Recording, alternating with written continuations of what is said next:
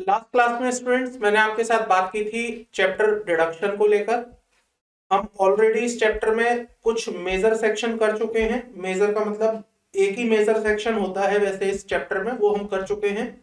That was the ATC, एटीसीसीसी और एटीसीसीडी। फिर मैंने आपके साथ डिस्कशन स्टार्ट किया था on the section ATD. ATD क्या कहता है, एक बार आइए इसको क्विकली रिवाइज करते हैं। फिर इस सेक्शन का एक छोटा सा एनालिसिस रह गया है, उसको करते हैं और फिर इसके क्वेश्चंस की प्रैक्टिस करते हैं, देन आगे के सेक्शंस करेंगे। तो एटीडी सेक्शन था, अगर आप मेडिक्लेम इंश्योरेंस पॉलिसी परचेज करते हैं, अगर आप मेडिक्लेम इंश्योरेंस पॉलिसी परचेज करते हैं या हेल्थ इंश्योरेंस पॉलिसी परचेज करते हैं, या आप प्रिवेंटिव हेल्थ चेकअप करवाते हैं, या आप सेंट्रल गवर्नमेंट की जो सीजीएचएस स्कीम होती है उसके अंदर आप कंट्रीब्यूट करते हैं, तो आपको सेक्शन 80D के तहत 80D के अंदर डिडक्शन दे दी जाएगी। And this deduction is only available to the individuals, resident non resident दोनों को मिलेगी। This deduction is available to HUF, resident non resident दोनों ही तरह के इंडिविजुअल्स एंड एचयूएफ को ये डिडक्शन दे दी जाएगी। एलिजिबल एक्सपेंडिचर्स मैंने बताए, मेडिकल इंश्योरेंस परचेज करना है, प्रिवेंटिव हेल्थ चेकअप में पैसे देने हैं, सेंट्रल गवर्नमेंट हेल्थ स्कीम में कंट्रीब्यूट करना है। किसको मिलेगी डिडक्शन? एक इंडिविजुअल को ये डिडक्शन दे दी जाएगी अगर वो अपने लिए, अपने स्पाउस के लिए या अपने डिपेंडेंट बच्चों के लिए या अपने माता पिता के लिए, चाहे वो डिपेंडेंट है चाहे वो डिपेंडेंट नहीं है, तो इन सब के लिए अगर आप डिडक्शन प्रीमियम पे करते हैं, मेडिकल इंश्योरेंस पॉलिसी परचेज करते हैं, तो आपको डिडक्शन दे दी जाएगी। मेडिकल इंश्योरेंस पॉलिसी आप खरीद सकते हैं किसी भी मेथड से, किसी भी मोड से पेमेंट आप कर सकते हैं अदर देन कैश। इसका मतलब कैश में आप पैसे नहीं देंगे, बाकी आप जैसे देना चाहें आप वैसे पैसे दे सकते हैं। Credit card, cheque, NEFT, RTGS, IMPS, UPI कुछ भी दीजिए, लेकिन कैश मत दीजिए। जो प्रिवेंटिव हेल्थ चेकअप है, यहां पर आपको 5,000 रुपए की डिडक्शन मिलती है, मैक्सिमम 5,000 रुपए की। तो प्रिवेंटिव हेल्थ चेकअप आप कैश में भी दे सकते हैं, यहां पर ऐसी कोई रिस्ट्रिक्शन नहीं है कि आप कैश पे नहीं कर सकते हैं। अगर आप प्रिवेंटिव हेल्थ चेकअप कैश में पे करना चाहते हैं, you can pay that preventive health checkup in cash as well. Quantum of deduction पर मैंने बताया था कि केस 1, अगर आपने पॉलिसी अपने लिए, अपने स्पाउस के लिए या अपने डिपेंडेंट बच्चों के लिए ली है, तो 25,000 रुपए अगर आप में से कोई भी सीनियर सिटीजन नहीं है, 50,000 रुपए अगर आप में से कोई भी एक पर्सन या सभी पर्सन सीनियर सिटीजन हो जाते हैं तो। केस नंबर 2, जब आपने पॉलिसी अपने माता पिता के लिए ली है, तो वहां पर अगर वो सीनियर सिटीजन है तो 50,000 रुपए, और अगर वो सीनियर सिटीजन नहीं है तो 25,000 रुपए की यहां पर आपको लिमिट दी जाएगी। केस 1 और केस 2 को आपको बिल्कुल डिफरेंट रखना है, इनको आपस में मिक्स नहीं करना है, इस बात का आप खास ध्यान रखेंगे। तो यहां लिखिएगा, each case is different from each other. ये दोनों ही केस एक दूसरे से अलग अलग है, एक का दूसरे से कोई लेना देना नहीं है। इसका मतलब आप अगर प्रीमियम पे कर रहे हैं अपनी फैमिली के लिए, अपने लिए, अपने स्पाउस के लिए और अपने बच्चों के लिए, तो वो अलग केस है, और जब आप प्रीमियम पे कर रहे हैं अपने पेरेंट्स के लिए, वो अलग केस है। दोनों को एक दूसरे में आप मिक्स नहीं करेंगे। फिर मैंने कुछ स्पेशल पॉइंट आपको बताए थे, प्रिवेंटिव हेल्थ चेकअप को लेकर। मैंने बताया था प्रिवेंटिव हेल्थ चेकअप आप अपने लिए, अपने स्पाउस के लिए, बच्चों के लिए और माता पिता के लिए ले सकते हैं। प्रिवेंटिव हेल्थ चेकअप की जो आपको मैक्सिमम डिडक्शन मिलेगी 5,000 रुपए मिलेगी, और ये टोटल डिडक्शन है सभी के लिए। अब ऐसा नहीं है कि 5,000 रुपए आपको केस 1 में अलग देंगे और 5,000 रुपए आपको केस 2 में अलग देंगे, नहीं, आपको टोटल ही 5,000 रुपए की डिडक्शन दी जाएगी। और दूसरी बात, जो आपको मैक्सिमम डिडक्शन हम दे रहे हैं 25,000 की, 50,000 की, इसी में 5,000 भी जुड़े हुए होंगे। ऐसा नहीं है कि आपकी डिडक्शन को बढ़ा दिया जाएगा 50,000 से, नहीं, 50,000 is the maximum deduction which you can claim for case number 1 and for case number 2। तो इसका मतलब ये हो गया कि अगर आपने 5,000 रुपए का प्रिवेंटिव हेल्थ चेकअप भी दिया है तो आपकी डिडक्शन 50,000 रुपए से ऊपर नहीं जाएगी। ठीक है। दूसरा, payment for the preventive health checkup can be made in the any mode including cash. इसका मतलब आप यहां पर प्रिवेंटिव हेल्थ चेकअप की पेमेंट कैश में भी कर सकते हैं, कोई दिक्कत वाली बात यहां पर नहीं है। फिर मैंने आपको बताया था कि अगर आप सीनियर सिटीजन हैं और आपके पास मेडिकल इंश्योरेंस पॉलिसी नहीं है तो उस केस में आप मेडिकल एक्सपेंडिचर को भी 80D के अंदर क्लेम कर सकते हैं, लेकिन अगेन लिमिट वही रहेगी आपकी 50,000। ये लिमिट आपकी बढ़ाई नहीं जाएगी। और यहां पर कंडीशन है आपके पास मेडिकल इंश्योरेंस पॉलिसी नहीं होनी चाहिए। अगर आपके पास मेडिकल इंश्योरेंस पॉलिसी है तो फिर आप इस वाले क्लॉज में बेनिफिट नहीं ले सकते हैं। You should not have any medical insurance policy while claiming the actual expenditure as a deduction under section 80D। फिर इसके बाद मैंने आपको बताया था अगर आप HUF है तो आप मेडिकल इंश्योरेंस पॉलिसी किसी भी मेंबर के नाम ले सकते हैं अगर आप HUF हैं तो। और अगर आप HUF हैं और आपके मेंबर के पास इंश्योरेंस पॉलिसी नहीं है तो मेडिकल खर्चों का भी वो बेनिफिट ले सकता है, बशर्ते वो मेंबर सीनियर सिटीजन होना चाहिए। वो मेंबर जिसके एक्सपेंडिचर पर खर्च किया गया है तो उसकी डिडक्शन के रेस्पेक्ट में that member must be senior citizen. Last वाला पॉइंट मैंने आपको समझाया था जहां पर आप प्रीमियम एक से ज्यादा ईयर्स के लिए पे कर देते हैं। तो अगर आपने प्रीमियम लमसम पे कर दिया है फॉर आने वाले 1 year 2 year 3 year as the case may be more than 1 year sorry, तो वहां पर आपका प्रीमियम प्रपोर्शनेटली बांट दिया जाएगा in a different years and आपको प्रपोर्शनेट डिडक्शन दे दी जाएगी in the respective assessment year. इस पर मैंने आपको एक क्वेश्चन करवाया था एग्जांपल ये वाला, जहां पर मैंने प्रीमियम पे किया था 2 साल के लिए और 2 साल 1 मार्च 2022 को पे किए गए थे। तो इसका मतलब यहां पर मुझे पहली डिडक्शन 22-23 में दी जाएगी, असेसमेंट ईयर 22-23 में 1750 रुपए। दूसरी डिडक्शन मुझे दी जाएगी असेसमेंट ईयर 23-24 में 21,000 रुपए। और तीसरी जो डिडक्शन मुझे मिलेगी वो 24-25 में मिलेगी 19,250 रुपए, क्योंकि ये पॉलिसी मेरी आने वाले 2 साल तक, इसका मतलब आज से 24 महीने तक वैलिड रहेगी। तो आज के 1 महीने इस साल में ले लिए, 12 महीने अगले साल में ले लिए और जो बच गए हैं 11 महीने वो मैंने उसके अगले साल में जाके क्लेम कर लिया है। बताइए यहां तक कोई डाउट है किसी को भी? यहां तक कोई डाउट है किसी को भी?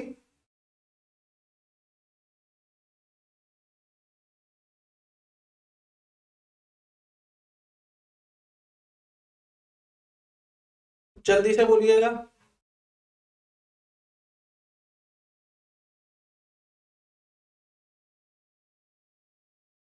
नहीं, हमने एक केस किया था, देखिएगा मैंने आपको एक एग्जांपल बताया था। जब मैंने पॉलिसी अपने पेरेंट्स के लिए ली है तो 50,000 रुपए मुझे यहाँ डिडक्शन मिल जाएगी, और जब मैंने अपने पेरेंट्स के लिए ली है जबकि जो कि नॉन सीनियर सिटीजन है तो उनके केस में 25 रहेगी।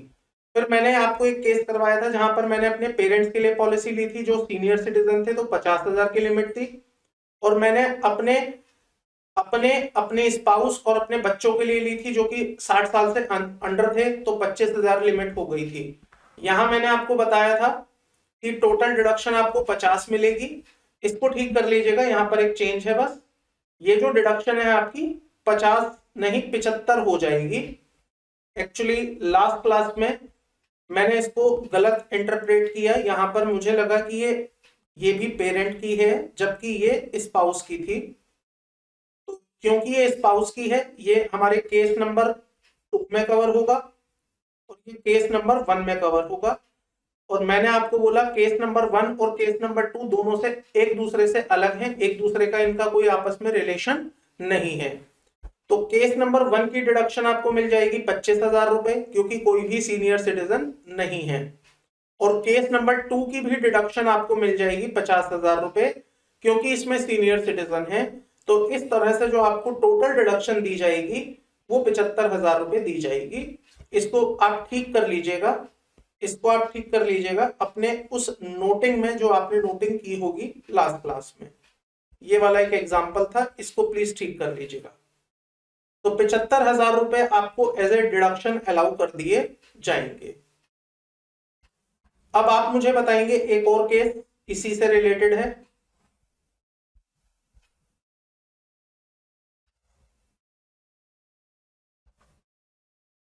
एक उसका अगला एग्जांपल भी था, इसको भी ठीक करिएगा, यहां भी यही मिस्टेक थी। यहां पर मैंने अपने स्पाउस के लिए पे किया है 27,000 रुपए, तो 25,000 पर मुझे रोक दिया जाएगा। और पेरेंट के लिए मैंने दिया है 52,000 रुपए, तो मुझे 50,000 रुपए पर रोक दिया जाएगा। और प्रिवेंटिव हेल्थ चेकअप मैंने दिया है 5,000 रुपए, तो इन तीनों को मिलाकर मुझे 75,000 रुपए पर रोक दिया जाएगा। क्योंकि देखिए प्रिवेंटिव हेल्थ चेकअप आप किसी के भी साथ इंक्लूड कर लीजिए, मान लीजिए आप 25,000 के साथ 5,000 जोड़ें तो भी आपको 25 ही मिलेगा। और अगर आप इस 50 के साथ 5 जोड़ें तो भी आपको 50 ही मिलेगा। तो ऐसे में क्योंकि आपको ये 50 और ये 25 मिला है, तो आपको जो डिडक्शन मिलेगी वो 75,000 रुपए की ही मिलेगी। बस ये एक यहां पर करेक्शन है, इसको ठीक कर लीजिएगा। आइएगा फिर एक एग्जांपल लेता हूं और आप मुझे बताएंगे डिडक्शन कितनी मिलेगी। Premium paid for spouse plus children 18,000 रुपए। प्रीमियम पेड फॉर सेल्फ 20,000 रुपए।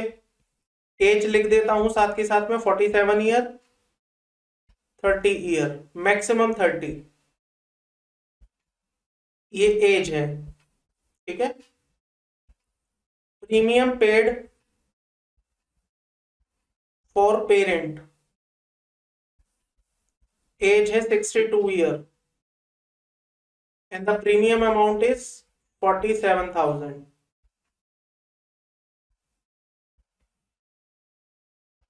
Preventive health checkup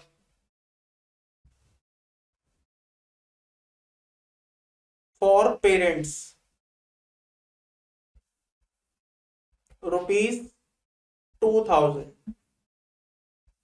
preventive health checkup for self ₹3,000। जल्दी से बताएंगे आप डिडक्शन कितनी कितनी मिलेगी आपको इस केसेस में, इन केसेस में। तो बताइए जो आपने 18,000 रुपए पे किए और ये जो 20,000 रुपए पे किए और ये जो 3,000 रुपए पे किए, इन तीनों को एक केस के अंदर डाला जाएगा क्योंकि ये आपने स्पाउस, बच्चे और अपने लिए पे किया है और ये भी आपने अपने लिए पे किया है। तो आपके केस नंबर 1 में क्या क्या आ जाएगा, 18,000 प्लस 20,000 प्लस 3,000, टोटल कितना हो गया, 41,000। केस नंबर 2 में कौन कौन आएगा, केस नंबर 2 में ये 47,000 और ये 2,000 आ जाएगा, 47 प्लस 2, टोटल 49,000। बताइए इसको कितने पर रोक दिया जाएगा, मैक्सिमम डिडक्शन कितनी मिलेगी इस वाले केस में, आपको कितनी मिलेगी, 25,000। और यहां पर मैक्सिमम कितनी मिलेगी,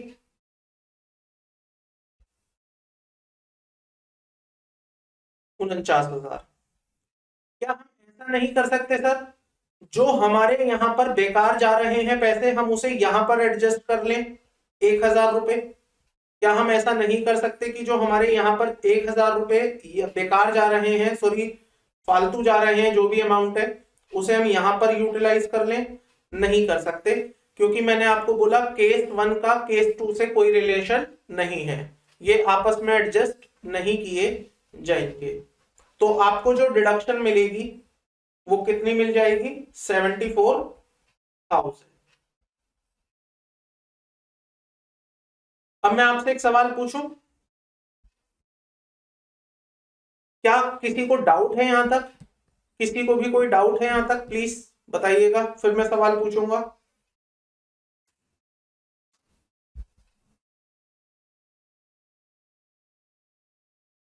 अब एक बात बताइए, क्वेश्चन है मेरा आप लोगों से, एक एसएससी को 80D में मैक्सिमम कितनी डिडक्शन मिल सकती है? Maximum, maximum deduction allowed under section 80D, कितनी अमाउंट की डिडक्शन मैक्सिमम मिल सकती है?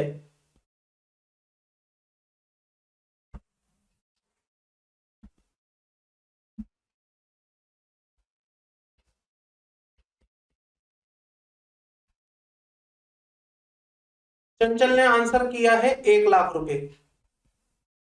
बाकी लोगों के क्या आंसर है? कोई ऑप्शन नंबर 2 भी लेके आओ। प्रीथल ने बोला है 75,000 रुपए। बाकी आंचल ने बोला 75,000 रुपए। जिन्होंने आंसर दिया है 75,000 रुपए, वो एक बार मेरे साथ इस एग्जाम्पल को देखें। मान लीजिए मेरा केस नंबर 1 है, I am a senior citizen, मैं सीनियर सिटीजन हूं और मेरे पेरेंट्स भी अभी हैं, मान के चलते हैं वो भी सीनियर सिटीजन है।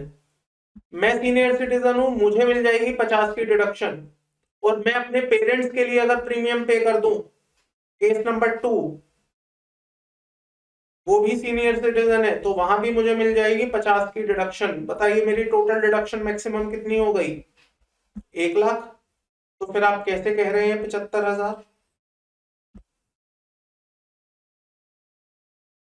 1 lakh will be the correct answer. आप मैक्सिमम 1 लाख रुपए की डिडक्शन क्लेम कर सकते हैं, ये अज्यूम करते हुए कि आप और आपके माता पिता दोनों सीनियर सिटीजन हैं। ठीक है, आइएगा क्वेश्चन पर। Question number 5, mister A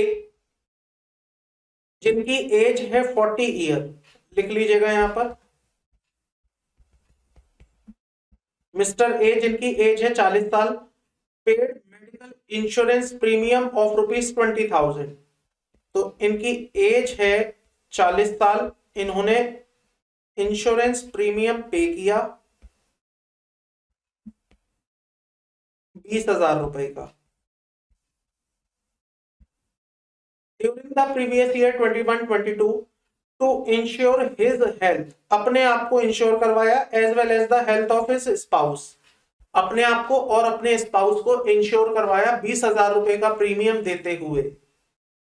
He also paid medical insurance premium of 47,000 during the year to ensure the health of his father, जिनकी एज है 63 ईयर।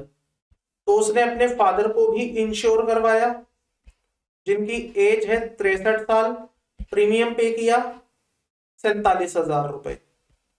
ये लीजिए 47,000 रुपीज का प्रीमियम हो गया। आगे देखिए, who is not dependent on him, यहां लिखा है इसके जो फादर हैं ये इसके ऊपर डिपेंडेंट नहीं है। मैं पूछता हूं आपसे, अगर ये डिपेंडेंट होते तो क्या आपके आंसर में कोई बदलाव आ जाता? अगर उसके फादर उसके ऊपर डिपेंडेंट होते तो क्या कोई आंसर में चेंज आता? Absolutely no.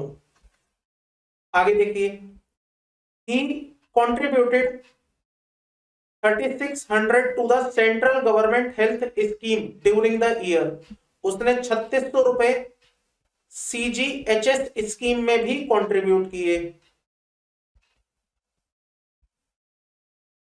ठीक है, he has incurred 3,000 in cash in the preventive health checkup for himself and spouse, उसने 3,000 रुपए प्रिवेंटिव हेल्थ चेकअप पर खर्च करे।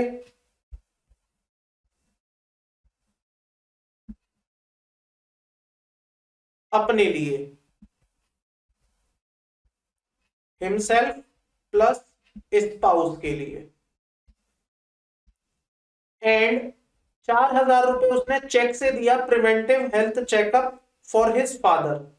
4,000 रुपए उसने अपने फादर का प्रिवेंटिव हेल्थ चेकअप करवाया। ये इसने कैश पे किया था और ये अदर देन कैश पे किया था।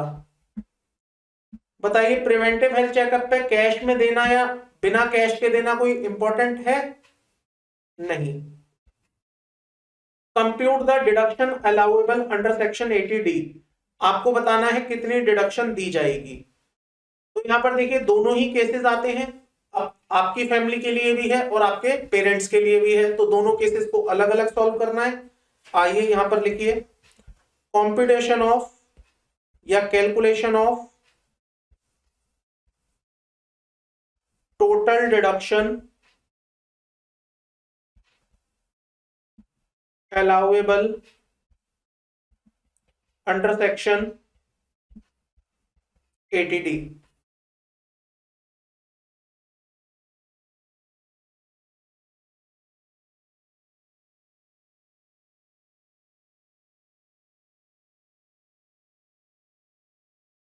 Case 1 premium paid for his family.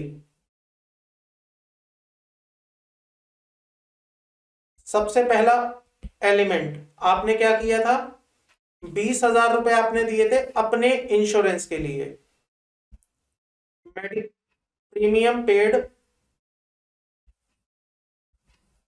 For himself plus spouse. कितना अमाउंट पे किया था आपने? 20,000 रुपए। ठीक है। फिर आपने फादर के लिए 47,000 रुपए पे किए थे। तो यहां पर लिखिए केस नंबर 2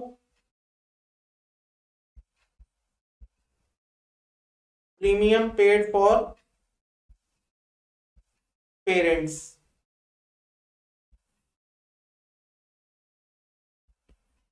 प्रीमियम पेड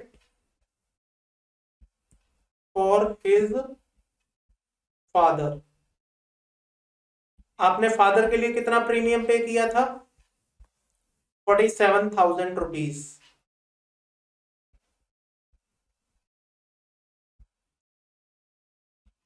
बीस हजार हो गए, 47,000 हो गए। फिर आपने 3,600 रुपए capital central government health scheme में दिए थे। बताएंगे 3,600 रुपए आपने अपने लिए दिए थे या अपने पेरेंट्स के लिए दिए थे? ये 3,600 रुपए आपने दिए थे। He contributed 3,600 to central government health scheme during the year. किसके लिए दिए थे? क्वेश्चन बता रहा है क्या किसके लिए दिए थे? ऑब्वियसली अपने लिए दिए होंगे, पेरेंट्स के लिए नहीं दिए होंगे। तो CGHS स्कीम में 3,600 रुपए उसने दे दिए। कंट्रीब्यूशन टू CGHS 3,600 रुपए। नेक्स्ट, फिर इसने क्या किया है? 3,000 रुपए का प्रिवेंटिव हेल्थ चेकअप लिया है अपने लिए।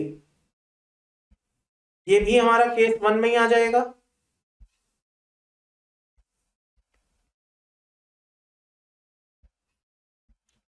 प्रिवेंटिव हेल्थ चेकअप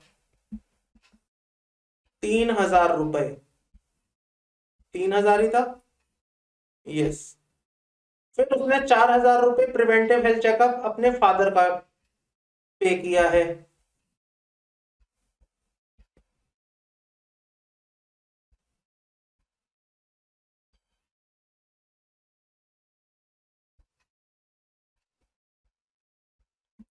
अब बताएंगे आप मेरे को, यहां पर आपको मैक्सिमम डिडक्शन कितनी मिलेगी? आपकी एज है, याद रखिएगा, आपकी एज है 40 साल। तो यहां पर आपको मैक्सिमम कितने पर रोक दिया जाएगा? 20,000 प्लस 3,600 प्लस 3,000, 26,600। आपको कितने पर रोक दिया जाएगा? यहां पर मैक्सिमम डिडक्शन अलाउड 25,000 पर। यहां पर आपका प्रीमियम बना है 51,000। आपको कितने पर रोक दिया जाएगा?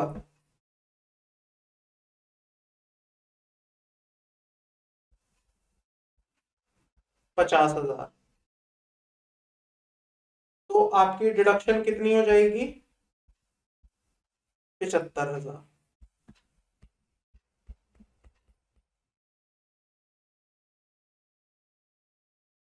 बताइए, क्लियर है यहां तक?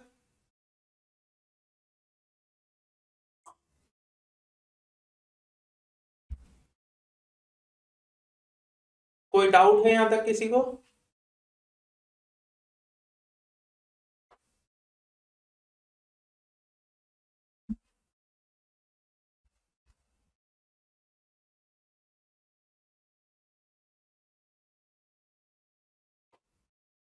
पढ़िएगा मेरे साथ question number 6। Question number 6, mister Y जिसकी एज है 40 साल, उसने पे किया है medical insurance premium of 22,000 rupees during the previous year 2022 to insure his health as well as the health of spouse and dependent children. तो उसने 22,000 रुपए दिया अपने अपने वाइफ और अपने बच्चों के लिए। बताइए केस वन में कितना पैसा डालेंगे? केस वन में 22,000। He also paid medical insurance premium of 33,000 during the previous year to ensure the health of his mother, जिनकी एज है 67 year, who is not dependent on him। अगर वो डिपेंडेंट नहीं है तो कोई फर्क पड़ेगा? नहीं पड़ेगा। इसे हम कहां रखेंगे? केस नंबर 2 में। कितना? 33,000 rupees. He incurred medical expenditure of rupees 20,000 on his father। उसने 20,000 रुपए अपने फादर के इलाज पर खर्च किए, जिनकी एज है 71 year, who is not covered under the mediclaim policy, जो कि मेडिक्लेम पॉलिसी में कवर नहीं है। बताएंगे आप मुझे, क्या ये 20,000 रुपए कंसीडर कर लिए जाएंगे for the purpose of section 80D? क्या ये 20,000 रुपए कंसीडर कर लिए जाएंगे for the purpose of section 80D? Yes और नॉट? यस, कर लिए जाएंगे। केस नंबर 2 में जाएंगे। His father is also not dependent on him। कोई फर्क नहीं पड़ता, फादर चाहे डिपेंडेंट है चाहे इंडिपेंडेंट है, कोई फर्क नहीं पड़ेगा। He contributed 6,000 in the central government health scheme during the year। बताएंगे कहां डालूं 6,000 रुपए? केस 1 या 2? केस 1 या 2? 1 में। Compute the deduction allowable under section 80D for the assessment year this। तो देखिए, केस 1 का टोटल आ गया 28,000, लेकिन इसे रोक दिया जाएगा कितने पर? 25,000 पर।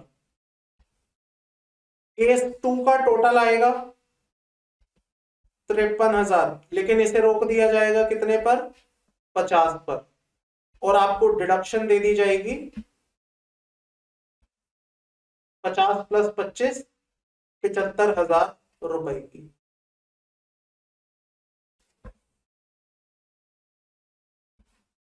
क्लियर है?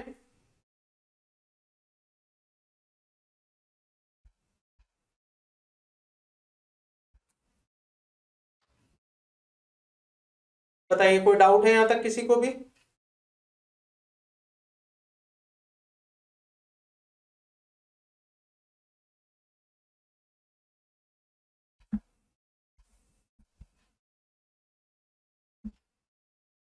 आइएगा, नेक्स्ट सेक्शन है हमारे सामने, सेक्शन 80DD। काफी अच्छा सेक्शन है ये भी। हेडिंग पढ़िएगा मेरे साथ, deduction deduction in respect of maintenance including medical treatment of a dependent. Deduction in respect of the maintenance including medical treatment of a dependent.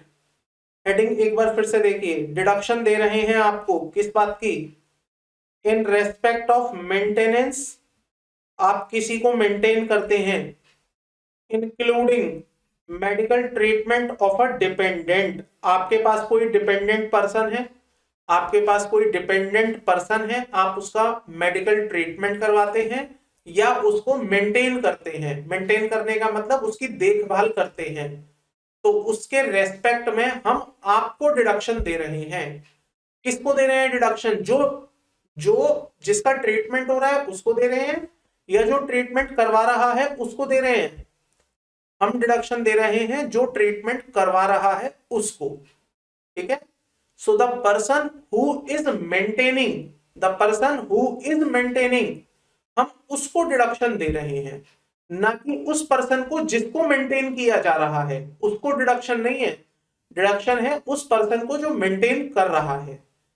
देखिएगा एलिजिबल पर्सन में क्या लिखा है, एलिजिबल पर्सन किसको ये डिडक्शन मिलेगी?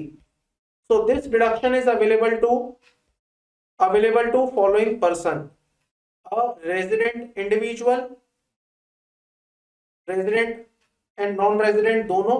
यहां पर एक काम करिएगा, इसको पूरा लिख लीजिएगा, any type of resident. Resident दो तरह के होते हैं, resident ordinarily resident, resident not ordinarily resident. आप कैसे भी रेजिडेंट हैं हम आपको ये डिडक्शन दे देंगे। और दूसरा हम ये किसको दे देंगे, रेजिडेंट HUF को, चाहे रेजिडेंट ऑर्डिनरली हो चाहे रेजिडेंट नॉट ऑर्डिनरली हो, हम आपको ये डिडक्शन दे देंगे। जल्दी से बताना, ATC इंडिविजुअल रेजिडेंट दोनों को मिलती है, इंडिविजुअल और HUF दोनों को मिलती है। ATC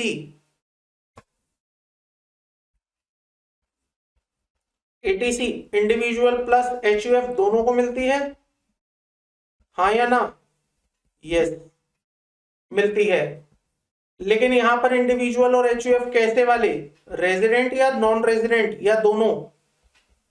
रेजिडेंट या नॉन रेजिडेंट दोनों? दोनों।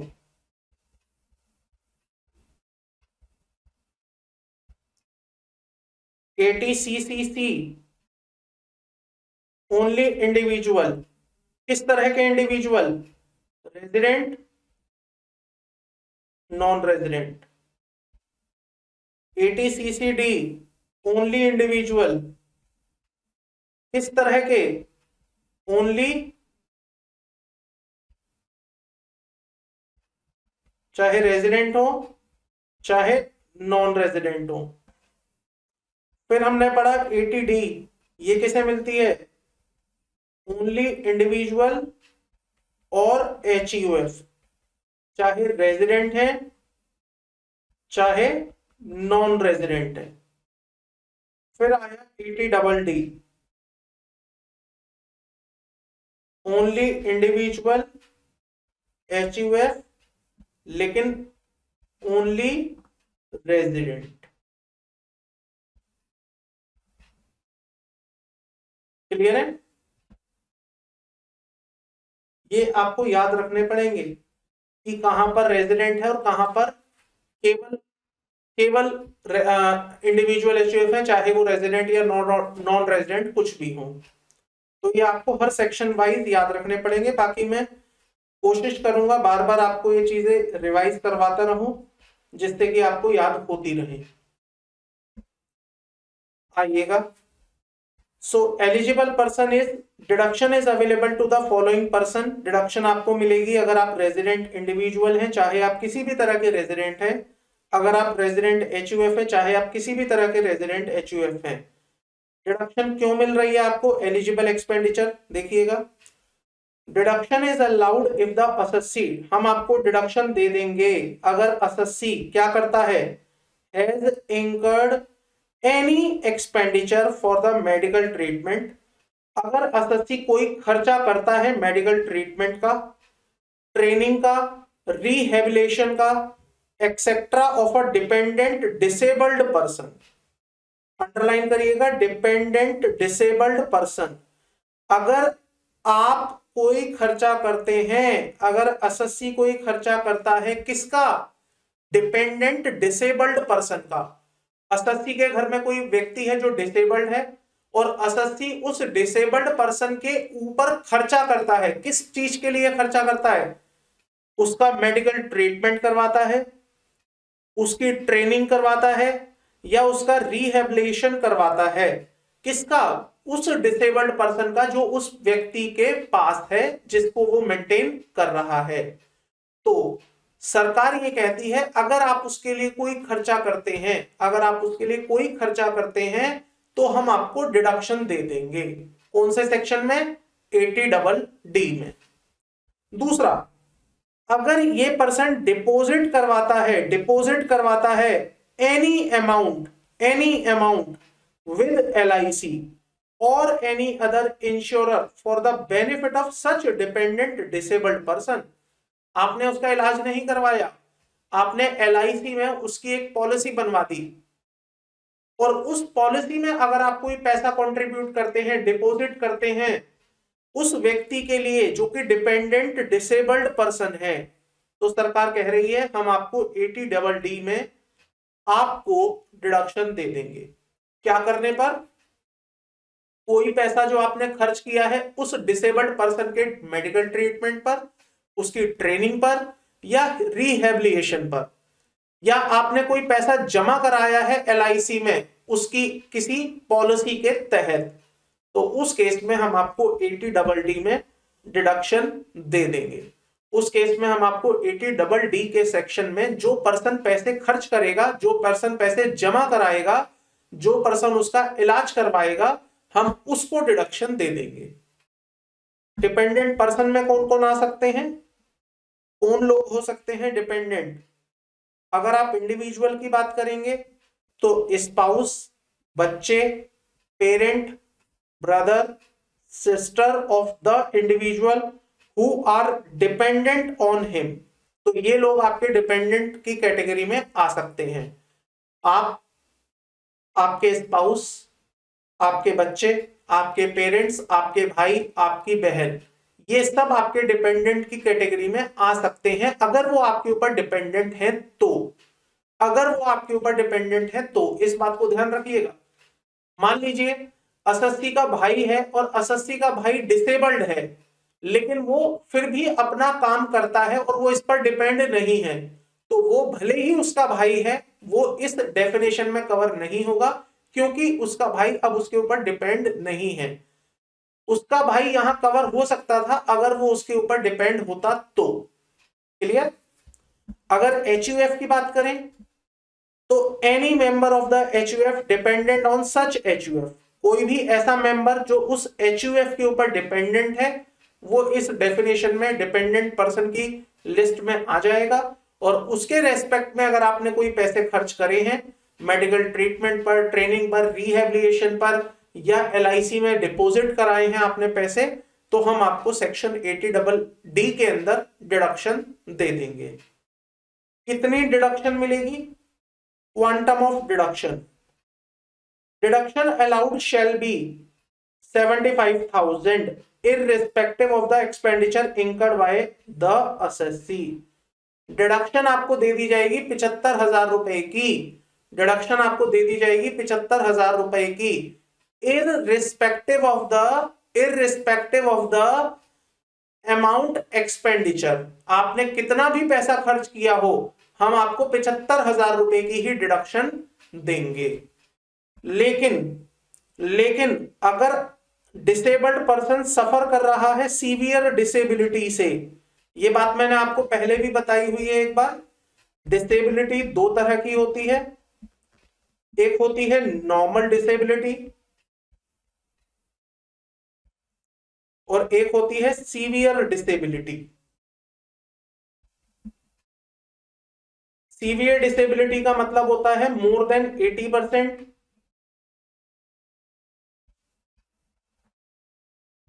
और यहां पर होता है लेस देन 80%। अगर असस्सी सीवियर डिसेबिलिटी से डिसेबल्ड है तो वहां पर जो डिडक्शन दी जाएगी वो 75,000 ना देकर 1,25,000 रुपए कर दी जाएगी। So if the handicapped person suffer from the severe disability, then disability of 80% or more means the deduction shall be 1,25,000, और अदरवाइज हम आपको जो डिडक्शन देंगे वो हम देंगे आपको 75,000 रुपए, नॉर्मल डिसेबल्ड पर्सन है तो। अब ये बात कैसे पता चलेगी कि वो 80% से ज्यादा डिसेबल्ड है या कम है? मेडिकल सर्टिफिकेट बताएगा। तो कोई भी पर्सन जो डिसेबल्ड होता है उसे मेडिकल अथॉरिटी की तरफ से एक सर्टिफिकेट मिलता है कि वो व्यक्ति कितना डिसेबल्ड है, कितना परसेंट डिसेबल्ड है, सीवियर है या नॉर्मल है। तो उसके बेसिस पर आपको डिडक्शन डिसाइड करनी है कि डिडक्शन 80DD में कितनी और कब मिलेगी। क्लियर है? Condition for claiming this deduction, तो जैसा कि मैंने आपको बताया कि यहां पर डिसेबिलिटी के बेसिस पर आपको डिडक्शन मिलेगी, तो आपको प्रूव करना होगा कि ये डिडक्शन जो ले रहा है एसएससी वो क्यों ले रहा है। तो सर्टिफिकेट आपको लाके देना होगा। A certificate from the prescribed medical authority needs to be furnished with the return if the handicap person himself claim. इस लाइन को छोड़ दीजिएगा, इस लाइन को छोड़ दीजिएगा।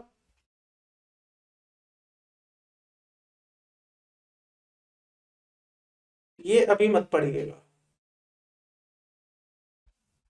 डिपेंडेंट, डिपेंडेंट में कौन कौन आ सकते हैं? तो मैंने ऊपर भी बताया है, यहां पर देखिए डिपेंडेंट पर्सन, दोबारा देख लेते हैं। आपके स्पाउस, बच्चे, parent, brother, sister of the individual who is wholly और mainly dependent on such individual and not claim deduction under section 80U। इस लाइन को छोड़ देंगे अभी। एंड वाली लाइन को अभी मत पढ़िएगा, बाद में देखेंगे इसको। बताइए सेक्शन में कोई डाउट है आपको? फिर मैं एक क्वेश्चन पूछूंगा, बस एक ही क्वेश्चन है जो यहाँ पर पूछने वाला है, बाकी तो कुछ भी नहीं है। रिपीट कर देता हूं सेक्शन फिर से। सेक्शन 80DD ये कहता है कि अगर आप एसएससी हैं और आप ऐसे किसी व्यक्ति को मेंटेन करते हैं या उसकी बीमारी पर खर्चा करते हैं, ऐसा कौन व्यक्ति? जो डिसेबल्ड है।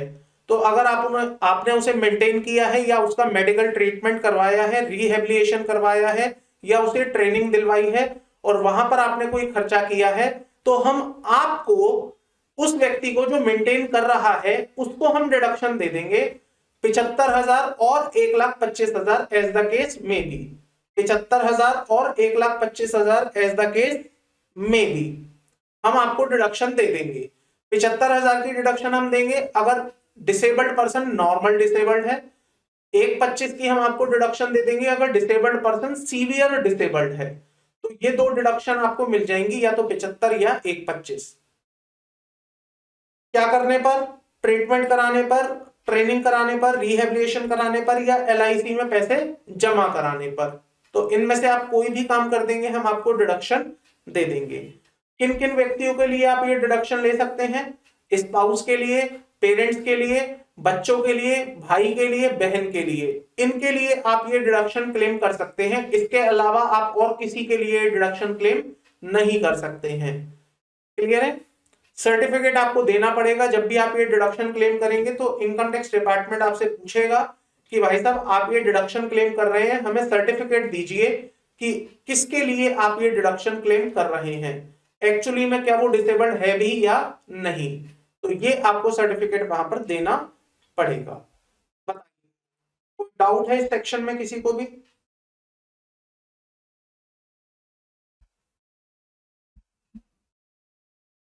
यस और no?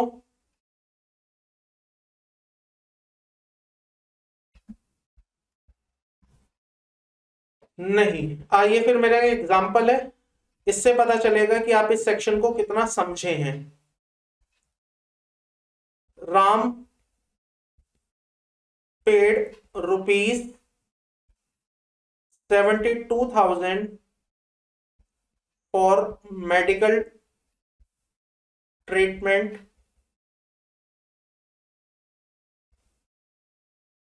Of his disabled brother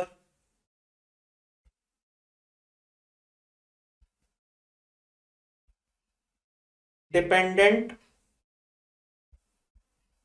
on him.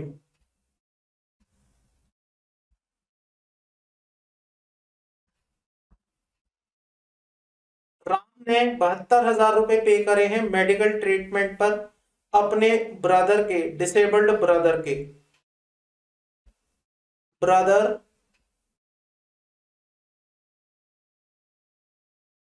Disabled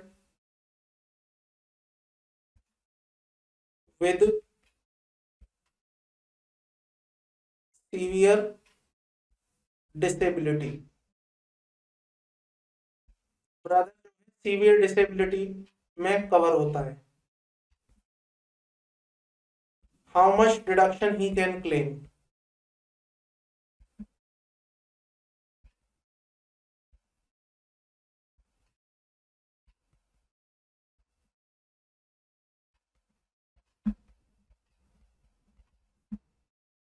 कितनी डिडक्शन मिल जाएगी उसे 80 डबल डी में?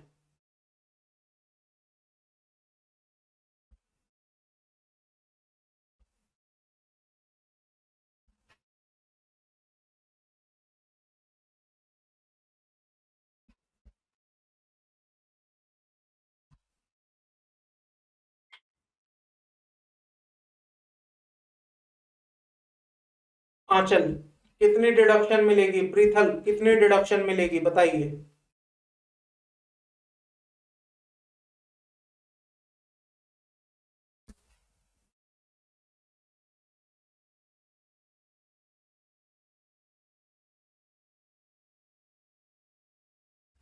क्यों? खर्चा तो 72,000 किया है, खर्चा तो केवल 72,000 किया है, फिर आप 1,25 की डिडक्शन कैसे दे सकते हो?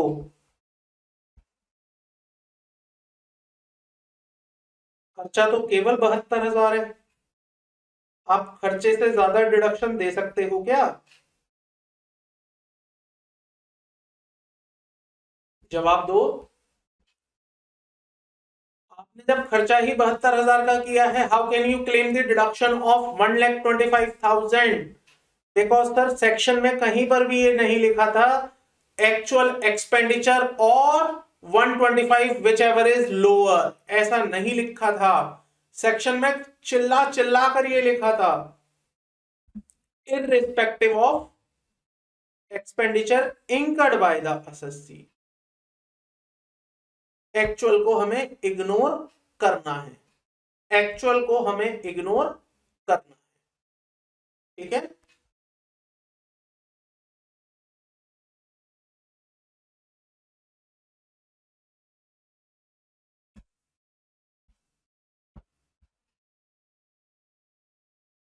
सपोज इसी एग्जाम्पल में मैंने ये 72,000 भी ना खर्च किए होते तो, मैंने 72,000 भी ना खर्च किए होते तो, जल्दी से बोलिए, तो भी क्या मुझे डिडक्शन मिल जाती? नहीं, नहीं मिलती। क्यों नहीं मिलती? क्योंकि सर देखिए लॉ में क्या लिखा है, एलिजिबल एक्सपेंडिचर, इसका मतलब आपको डिडक्शन मिलेगी अगर आप खर्च करेंगे तो। एनी अमाउंट अगर आप खर्च करेंगे तो मिलेगी, खर्च नहीं करेंगे तो डिडक्शन भी नहीं मिलेगी। इसका मतलब अगर किसी पर्सन के घर में कोई पर्सन अनफॉर्चुनेटली अगर डिसेबल्ड है और वो उसके लिए डिडक्शन क्लेम करना चाहता है तो क्या करना पड़ेगा? उसके लिए कुछ ना कुछ पैसा खर्च करना पड़ेगा, भले ही वो कितना भी अमाउंट हो, लेकिन कुछ पैसा खर्च करना पड़ेगा ताकि उसे 80 डबल डी की डिडक्शन मिल जाए। अगर यहां पर आपका नील एक्सपेंडिचर है देन नो डिडक्शन। अगर आपका खर्चा 1,25 है तो भी आपको 1,25 की डिडक्शन। अगर आपका खर्चा 70,000 होगा तो भी आपको 1,25 की डिडक्शन दे देंगे, और अगर आपका खर्चा 10 रुपए होगा ना तो भी हम आपको 1,25 की डिडक्शन दे देंगे। सरकार ये कह रही है कुछ खर्चा करो, कुछ भी करो बट करो, तो अगर आप इतना खर्चा कर देंगे तो आपको हम डिडक्शन दे देंगे। 75 या 125 as the case may be. 75,000 normal disability पर और 125 सीवियर डिसेबिलिटी पर।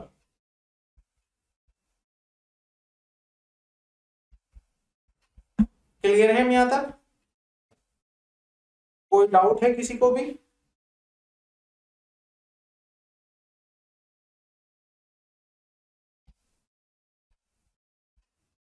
क्वेश्चन नंबर 7 पढ़िए। Mister x is a resident individual. He deposit a sum of rupees 50,000 with the Life Insurance Corporation every year for the maintenance of his handicapped grandfather, who is totally dependent on him. The disability is one which come under the Person with Disabilities Equal Opportunity Protection of the Right and Full Participation Act 1995। ये जो disability को cover करने के लिए, certification देने के लिए act बनाया गया था 1995 में, उस एक्ट के तहत ये डिसेबल्ड है। A copy of certificate from the medical authority is submitted. हमने कॉपी भी दे दी है मेडिकल अथॉरिटी से लाकर कि हाँ भाई वो पर्सन डिसेबल्ड है। Compute the amount of deduction available under section 80DD for the suspend year 22-23। बताना है आपको कितनी डिडक्शन मिलेगी 80DD में। आंसर मत देखिएगा, कितनी डिडक्शन मिलेगी सेक्शन 80DD में। आपने 50,000 रुपए हर साल जमा करे हैं अपने दादाजी के लिए, जो दादाजी हैंडीकैप्ड है। डिडक्शन बोलिए 75 या 125 या फिर कुछ भी नहीं।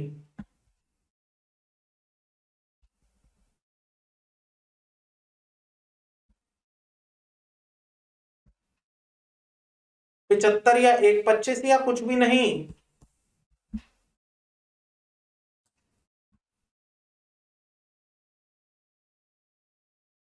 बोलिए।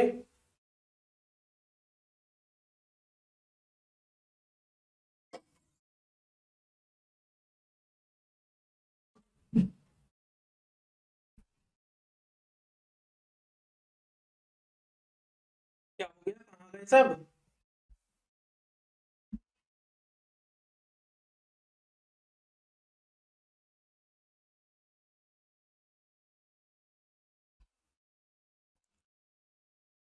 अरे क्वेश्चन नहीं समझ आया क्या?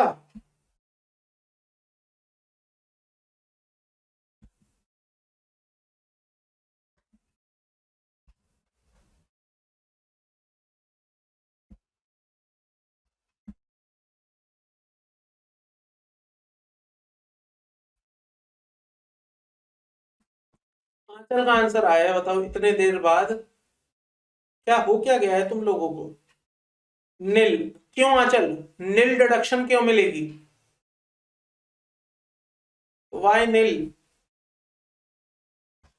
क्योंकि सर ये जो पैसा पे किया गया है वो आपने अपने दादाजी के लिए पे किया है, और दादाजी आपकी इस वाली लिस्ट में कवर नहीं है। आप अपने स्पाउस के लिए, बच्चों के लिए, माता पिता के लिए, ब्रदर्स के लिए, बहन के लिए पे कर सकते हैं, बट आपने ये पैसा पे किया है दादाजी के लिए, और दादाजी क्योंकि यहां कवर नहीं होते हैं इसलिए हम आपको डिडक्शन नहीं देंगे।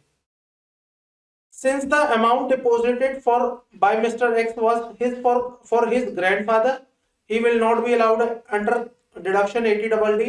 The deduction is available if the individual assessee incur the expenditure for the dependent disabled person. Grandfather does not come within the definition of the dependent. इसलिए ये डिडक्शन आपको यहां पर नहीं दी जाएगी।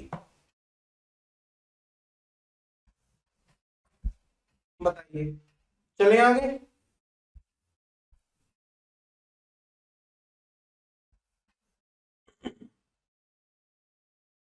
इसी से रिलेटेड एक सेक्शन और है, सेक्शन 80U। मैंने आपको बताया था डिडक्शन का चैप्टर शुरू होगा 80C से और खत्म हो जाएगा 80U पर। तो इसका क्या मतलब है कि हमने 80U पढ़ लिया तो चैप्टर खत्म हो जाएगा? नहीं, ये आखिरी डिडक्शन है, लेकिन मैंने इसे यहां पर बीच में डाल दिया है। वैसे ये आखिरी डिडक्शन है बट मैंने इसे बीच में डाला है, इसके बाद और डिडक्शंस आएंगी हमारे सामने। 80U पढ़िए, बहुत छोटी सी डिडक्शन है, बहुत ही छोटी सी। Deduction to the disabled handicapped person himself. Heading के बेसिस पर 80DD और 80U में आप मुझे फर्क बताएंगे, केवल हेडिंग के बेसिस पर। अंदर क्या लिखा है वो फर्क नहीं पूछूंगा, हेडिंग के बेसिस पर आप मुझे डिडक्शन बताएंगे दोनों में क्या फर्क है। 80DD क्या कहती है और 80U क्या कहती है।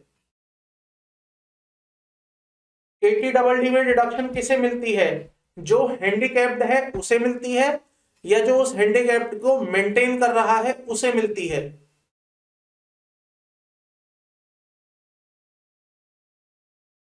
आंचल ने आंसर दिया है हैंडीकैप्ड फॉर सेल्फ अगर क्लेम करेगा तो वो 80D में जाएगा, 80U में जाएगा।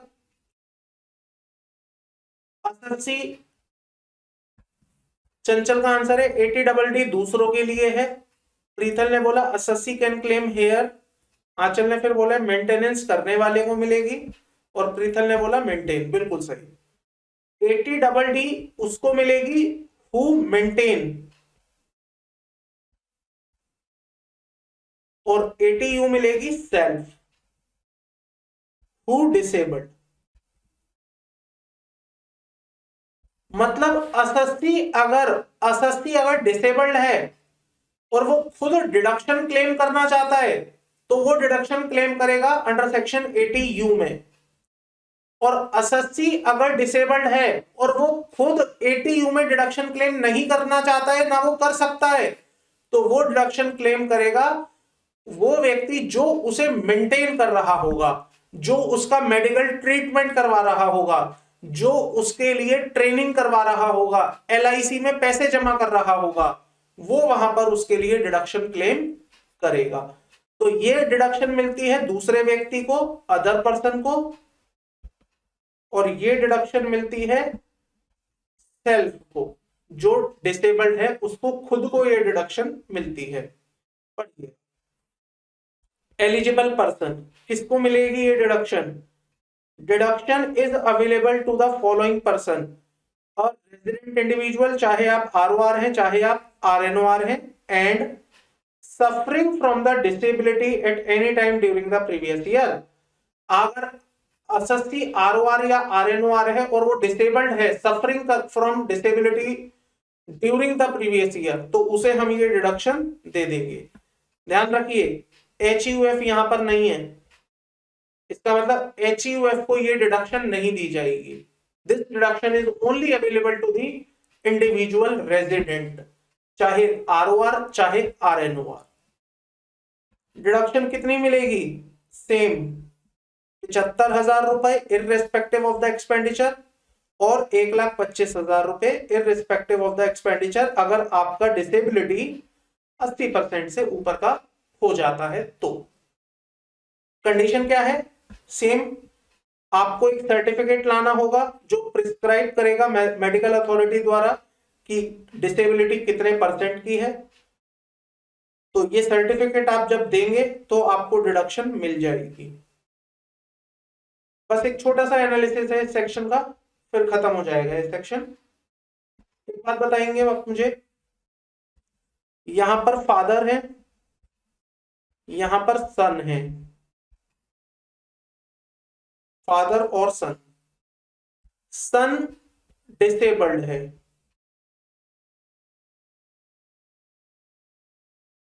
सन क्लेम करना चाहता है डिडक्शन, कौन सा सेक्शन मिलेगा इसे?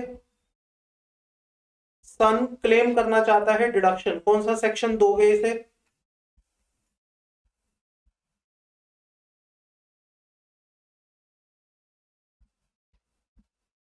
ATU।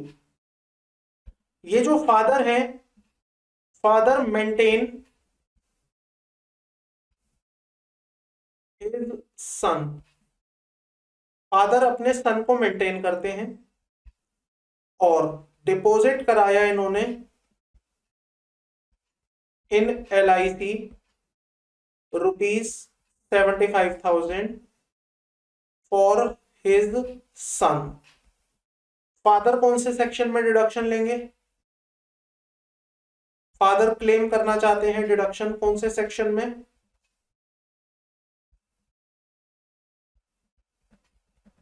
AD में।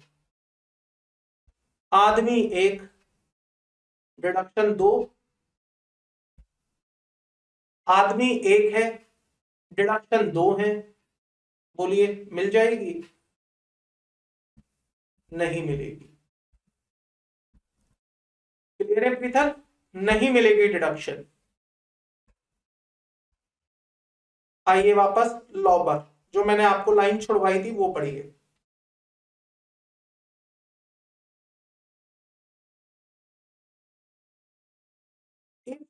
The handicapped person himself claim a deduction under section 80U।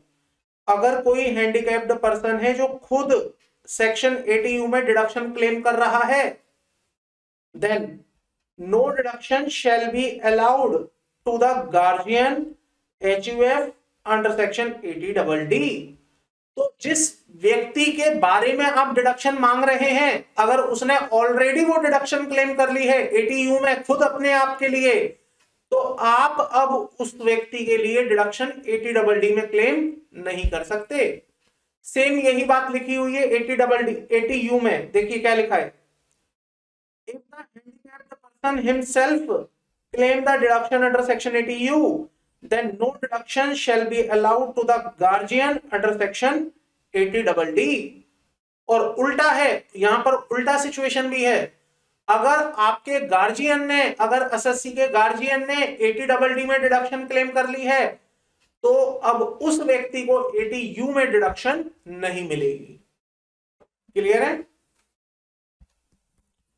चंचल का क्वेश्चन है, सर HUF में भी अगर कर्ता खुद के लिए लेता है तो मिल जाएगी? नहीं, कर्ता मेंबर के लिए लेता है तो, और कर्ता खुद अपने आप में एक मेंबर भी होता है, यस मिल जाएगी। बट कर्ता को मिलेगी ना, HUF को मिलेगी, कर्ता को नहीं मिलेगी। समझिएगा इस डिफरेंस को अच्छे से एक बार। जो कर्ता है वो 2 रिटर्न फाइल करता है, एक अपनी रिटर्न फाइल करता है ओन रिटर्न, और एक रिटर्न वो फाइल करता है HUF की। तो अगर कर्ता ने डिडक्शन 80DD में मांगी है किसी मेंबर के रेस्पेक्ट में, तो वो HUF की रिटर्न में क्लेम होगी, ना कि वो उसकी रिटर्न में। ठीक है, अब 80U की बात करता हूं। 80U में हमने बोला कि this deduction is available only to the individual. इसका मतलब अगर HUF में कर्ता ने 80U मांगा, तो बताइए वो कहां पर मांगेगा? अपनी रिटर्न में मांगेगा, केवल अपनी रिटर्न में मांगेगा। HUF की रिटर्न में 80U नहीं मांगेगा। वो कहेगा जब मैं अपनी खुद की इंडिविजुअल रिटर्न भरूंगा, मुझे वहां पर 80U दे दो, क्योंकि मैं डिसेबल्ड हूं। क्लियर?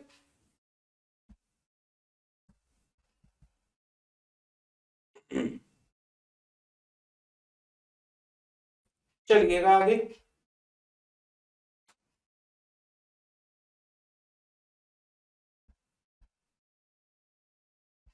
एक सेक्शन और है, deduction in respect of the medical treatment of specified deceased. ऊपर के सेक्शंस की तरह से ही ये भी सेक्शन है। ये कहता है कि हम आपको डिडक्शन दे देंगे अगर आपने मेडिकल ट्रीटमेंट करवाया होगा, किसका? स्पेसिफाइड डिसीजेस का। स्पेसिफाइड डिसीजेस का मतलब कुछ ऐसी बीमारियां जो स्पेसिफाइड की कर दी गई हैं, कहां पर? एक्ट के अंदर। देखिएगा, this deduction is available to individual resident, ordinary resident, resident not ordinary resident, दोनों तरह को के इंडिविजुअल्स को ये डिडक्शन मिल जाएगी। रेजिडेंट एचयूएफ को भी ये डिडक्शन मिल जाएगी। एलिजिबल एक्सपेंडिचर्स कौन से हैं? Deduction is allowed if the assessee incur any expenditure on medical treatment of the specified disease under the rule 11DD। Salary का चैप्टर आप याद करिए, सैलरी के चैप्टर में मैंने आपको एक परक्यूजिट पढ़ाया था, मेडिकल ट्रीटमेंट। वहां पर मैंने बताया था कि अगर आप किसी स्पेसिफाइड बीमारी का इलाज करवाएंगे तो वहां पर आपका परक्यूजिट टैक्सेबल नहीं होगा। वहां पर लिस्ट बताई थी कौन कौन सी बीमारियां स्पेसिफाइड हैं। सैलरी के चैप्टर में जाके देख लीजिएगा एक बार, कुछ बीमारियां लिखी हुई है, कौन कौन सी हैं, जरा एक बार उस पेज पर जाइए और मेरे को बताइए 11DD में कौन कौन सी बीमारियां लिखी गई हैं। क्या वहां पर हमने चार्ट बनाया था इसका, मतलब क्या वहां पर बीमारियों की लिस्ट हमने देखी थी सैलरी के चैप्टर में?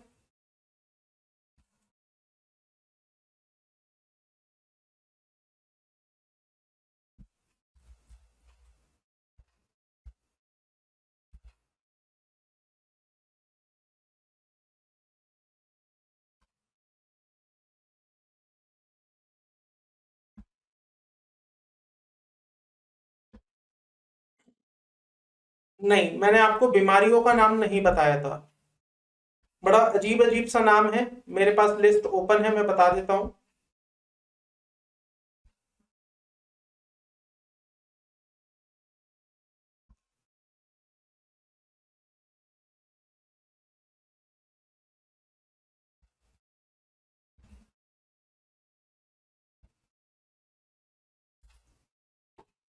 आप अपने चैट सेक्शन में देखिएगा, I have sent you the list of specified diseases. इतनी भयंकर डिसीजेज है कि पढ़ने में भी नहीं आई है, ये इतना टेक्निकल नाम है ये, you all can see this. But हमें उस बात पर नहीं जाना है कि कौन कौन सी बीमारियां हैं, क्योंकि जब इंस्टीट्यूट हमसे पूछेगा तो वो ये नहीं पूछेगा जी एसएससी को ये बीमारी हुई थी, अब बताइए इसका डिडक्शन मिलेगा, नहीं। वहां पर वो बोलेगा कि ये जो बीमारी है आपकी वो रूल 11DD के अंदर स्पेसिफाइड हो रखी है। तो अगर आप कोई भी इलाज करवाते हैं या खर्चा करते हैं इन बीमारियों पर, expenditure can be incurred by assessee for himself और फॉर द डिपेंडेंट पर्सन। अपने लिए खर्च किया है आपने या डिपेंडेंट पर्सन के लिए खर्च किया है आपने, आपको डिडक्शन दे दी जाएगी। डिपेंडेंट पर्सन में कौन कौन आ जाएगा? स्पाउस, बच्चे, parent, brother, sister of the individual, और अगर एचयूएफ का मामला है तो एनी मेंबर। कितनी डिडक्शन दे देंगे आपको? अगर एज 60 साल से कम है तो 40,000 रुपए और expenditure which ever is less. अगर एज 60 साल से ऊपर है और 80 से कम है तो 1 लाख रुपए और expenditure incurred which ever is less. और अगर आपकी एज 80 साल से ऊपर की है तो 80 साल से ऊपर वालों के लिए क्या होगा? कवर नहीं है, कवर नहीं है। एक और बात लिखी है यहां पर, the amount reimburse from the insurance company और the employer, such reimburse amount would be deducted from the eligible amount of deduction. इसका मतलब सीधा सा है, आपने 1 लाख रुपए खर्च किया,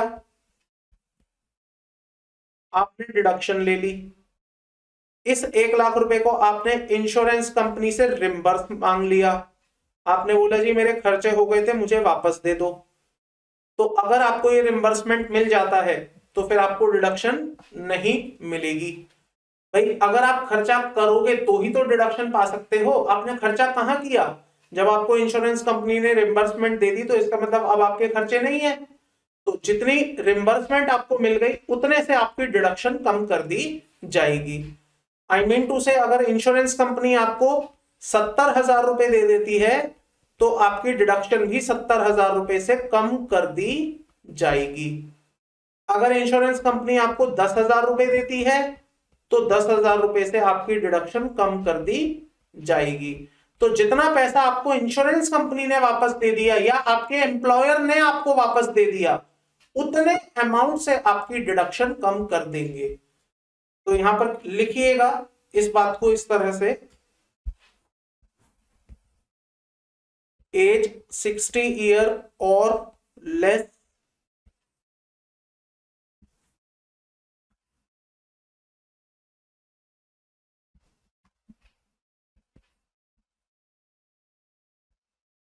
अमाउंट स्पेंट माइनस रिकवर्ड और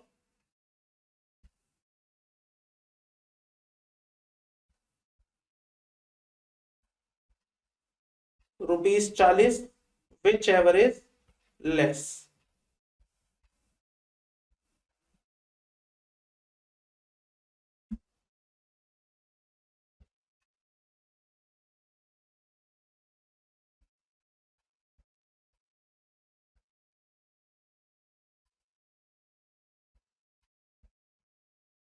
अगर एज 60 साल उससे ज्यादा बट 80 से कम है तो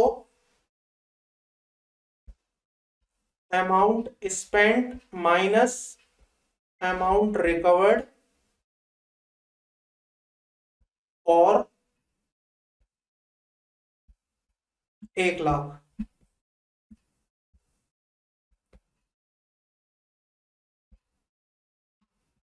विच एवरेज लेस।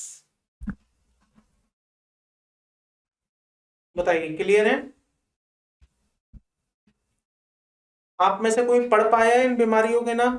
ये क्या क्या बीमारियां लिखी हुई हैं इसमें?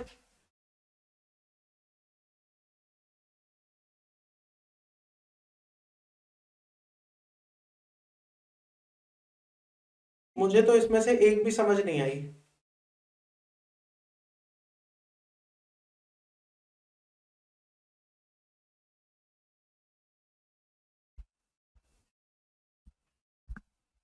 सर्टिफिकेट आपको यहां भी लाना पड़ेगा अगर आप डिडक्शन क्लेम करते हैं। A certificate from the prescribed medical authority needs to be furnished with the return, तब जाकर हम आपको ये डिडक्शन देंगे। बताइए यहां तक कोई समस्या, कोई डाउट? चलिए बुक करिए बंद, एक बार बुक बंद कर दीजिए और मेरे साथ आइए, एक क्विक रिवीजन करेंगे अभी। बुक नहीं ओपन होनी चाहिए बस। एटीसी किस चीज के लिए था? कमेंट्स जल्दी से फटाफट। Various investments. बुक नहीं ओपन होनी चाहिए। वेरियस इन्वेस्टमेंट्स किसको मिलेगी? एलिजिबल पर्सन कौन होगा? इंडिविजुअल, एचयूएफ, रेजिडेंट या नॉन रेजिडेंट या दोनों?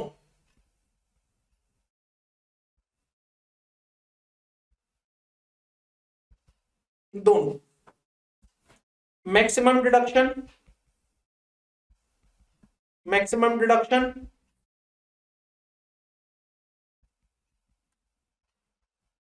150। एनी टू लिस्ट नेम बताने हैं आपको, एनी टू। जितने भी लाइव स्टूडेंट्स हैं हर पर्सन दो दो नाम बताएगा, कोई भी दो दो आइटम बताएगा जो इस लिस्ट एटीसी में कवर होती है। स्टार्ट फ्रॉम द आंचल, बिना बुक ओपन करे आंचल दो नाम आपको बताने हैं जो इस लिस्ट में कवर होते हैं। एनएससी, वेरी गुड, प्रीथल ने बताया एनएससी।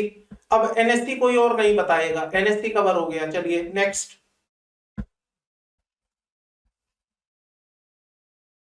बुक नहीं ओपन करनी है, ऑनेस्ट ऑनेस्ट रिवीजन होनी चाहिए यहां पर। प्रीतल ने दूसरा नाम बताया यूटीआई। यूटीआई क्या है? यूटीआई तो पूरा बताना पड़ेगा आपको, यूटीआई में क्या करना है।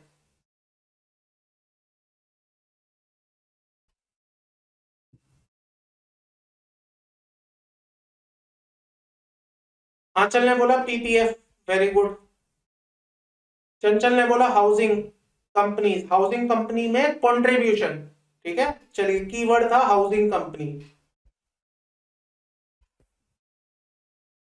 आंचल ने फिर बोला सुपर एन्युएशन फंड, वेरी गुड। चंचल का एक रह गया है।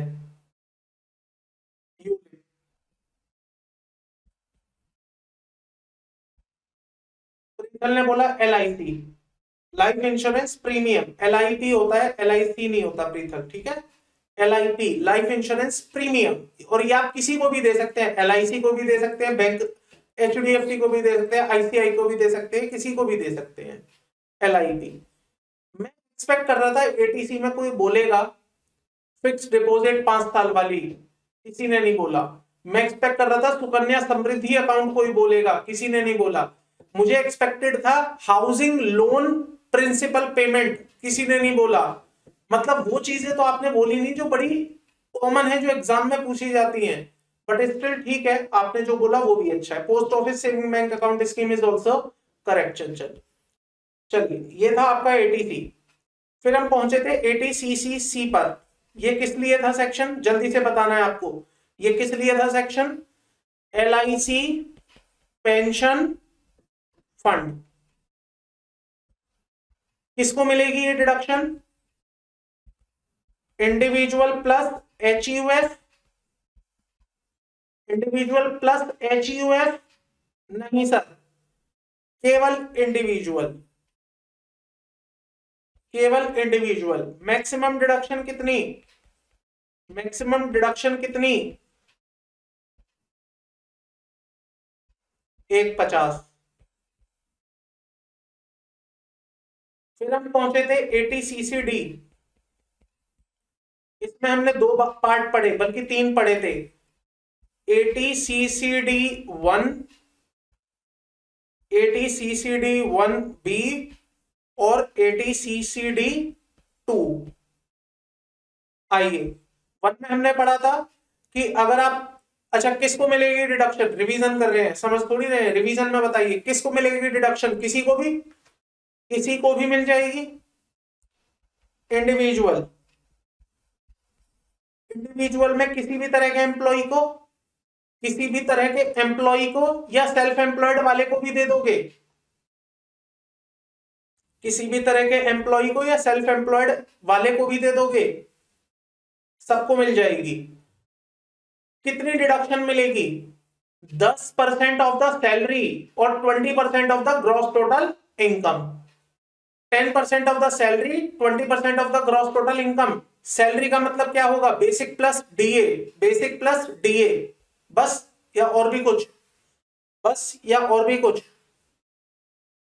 10% of the salary, basic plus DA, DA का मतलब DA या बहुत कुछ, DA मतलब इफ वाला DA, और 20% of gross total income, 20% of gross total income, ठीक है।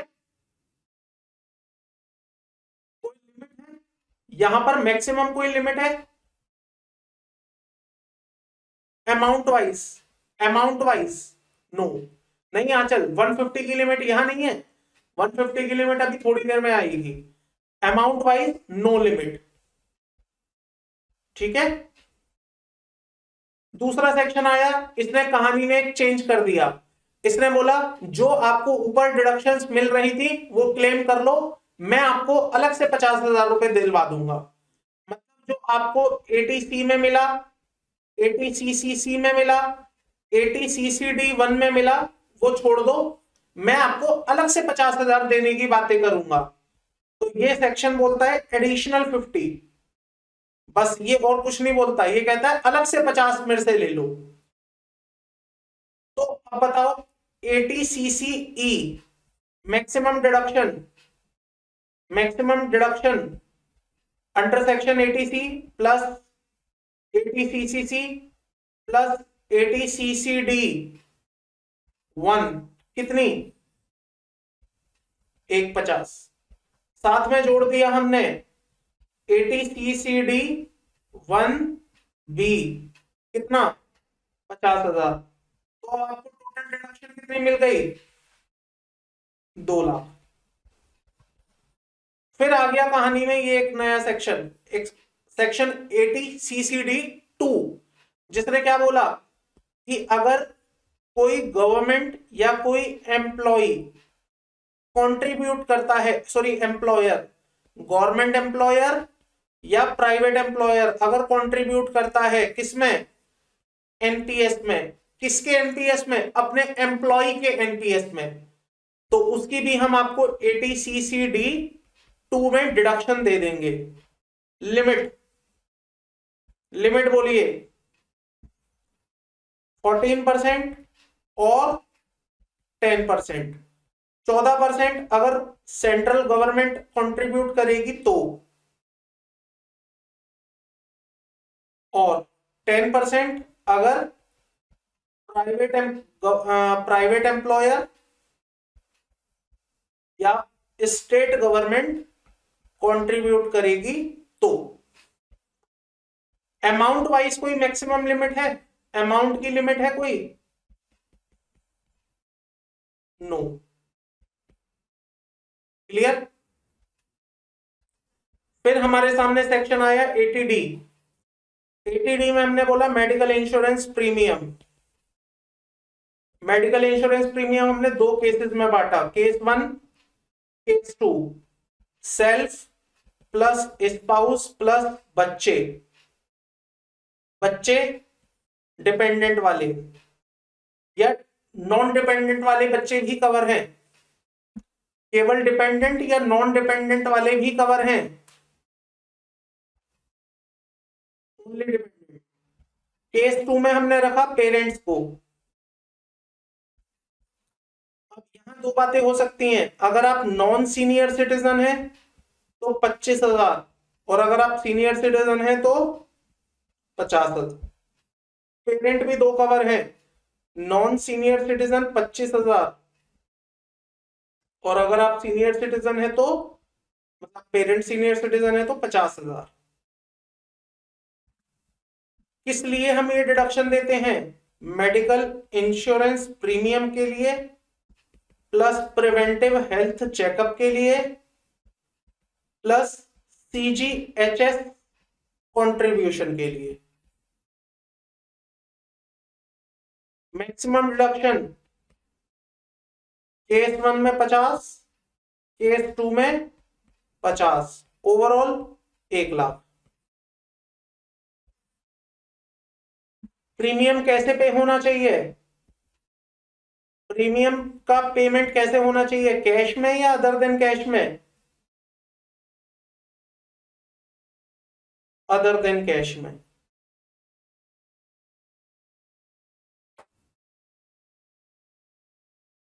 प्रिवेंटिव हेल्थ चेकअप कैश में पे हो सकता है,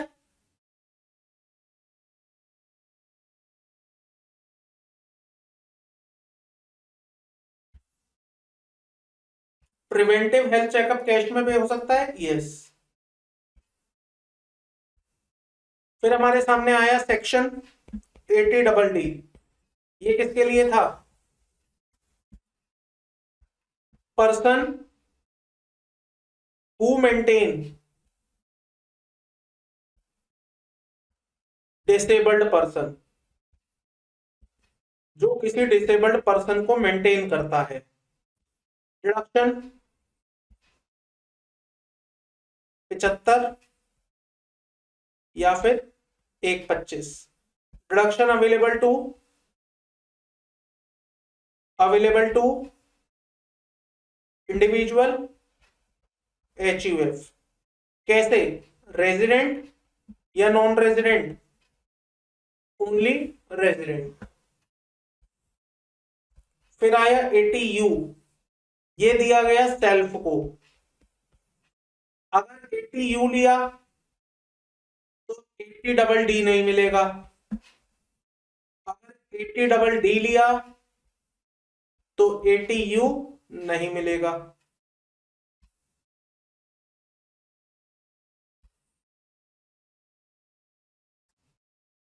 खर्चा करना जरूरी है,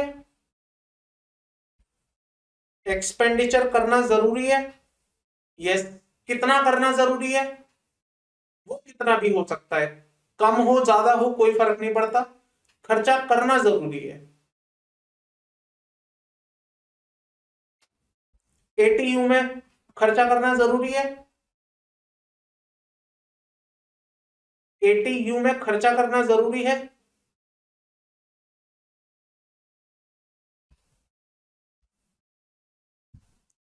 नहीं, ATU में खर्चा करना जरूरी नहीं है। ATU फ्लैट आपको डिडक्शन दे देता है, फ्लैट। खर्चा करो या ना करो आपको डिडक्शन मिल जाएगी।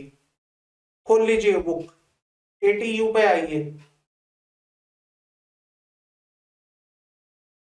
पूरा सेक्शन पढ़िए। कहीं मैंने लिखा है नेचर ऑफ एक्सपेंडिचर? कहीं मैंने लिखा है नेचर ऑफ एक्सपेंडिचर? नहीं लिखा है। जबकि पीछे के सेक्शन में देखिए लिखा हुआ है nature of expenditure, eligible expenditure. पीछे के सेक्शन में लिखा है, 80DD में लिखा है खर्चा होना चाहिए, बट ATU में नहीं लिखा खर्चा होना चाहिए। यहां लिखा है 75,000 इररिस्पेक्टिव ऑफ एक्सपेंडिचर। एक्सपेंडिचर करो या ना करो आपको डिडक्शन मिल जाएगी। जबकि 80DD कहता है कि खर्चा करना पड़ेगा, चाहे थोड़ा ही करो बट करना तो पड़ेगा। फिर आया था 80DD, लास्ट था हमारा सेक्शन इस रिवीजन से पहले, जो बात करता है कि अगर आपने स्पेसिफाइड डिसीजेस पर पैसा खर्च किया होगा तो हम आपको डिडक्शन दे देंगे। अगर 60 साल से कम का है तो 40,000 रुपए और खर्चा विच एवर इज लेस। अगर आप 60 साल से ऊपर 80 साल से कम के हैं तो 1,00,000 रुपए और खर्चा विच एवर इज लेस। अगर आपको कोई अमाउंट रिकवर हो गया है तो वो माइनस कर दिया जाएगा, आपकी डिडक्शन कम कर दी जाएगी। बताइए यहां तक कोई डाउट है?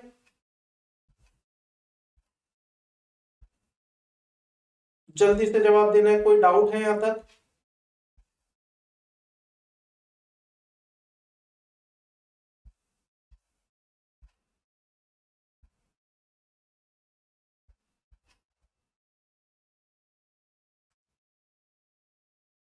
आइएगा मेरे साथ एक सेक्शन पर, काफी अच्छा सेक्शन है, छोटा सा ही सेक्शन है बट अच्छा है।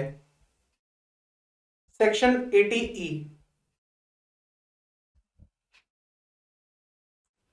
Deduction in respect of interest on loan taken for the higher education.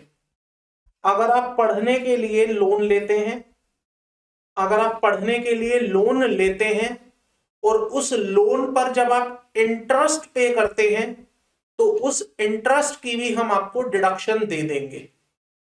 आपने पढ़ने के लिए लोन लिया, लोन पर आपने इंटरेस्ट पे किया, तो जो इंटरेस्ट आप पे करेंगे उस इंटरेस्ट की हम आपको डिडक्शन दे देंगे अंडर सेक्शन 80E।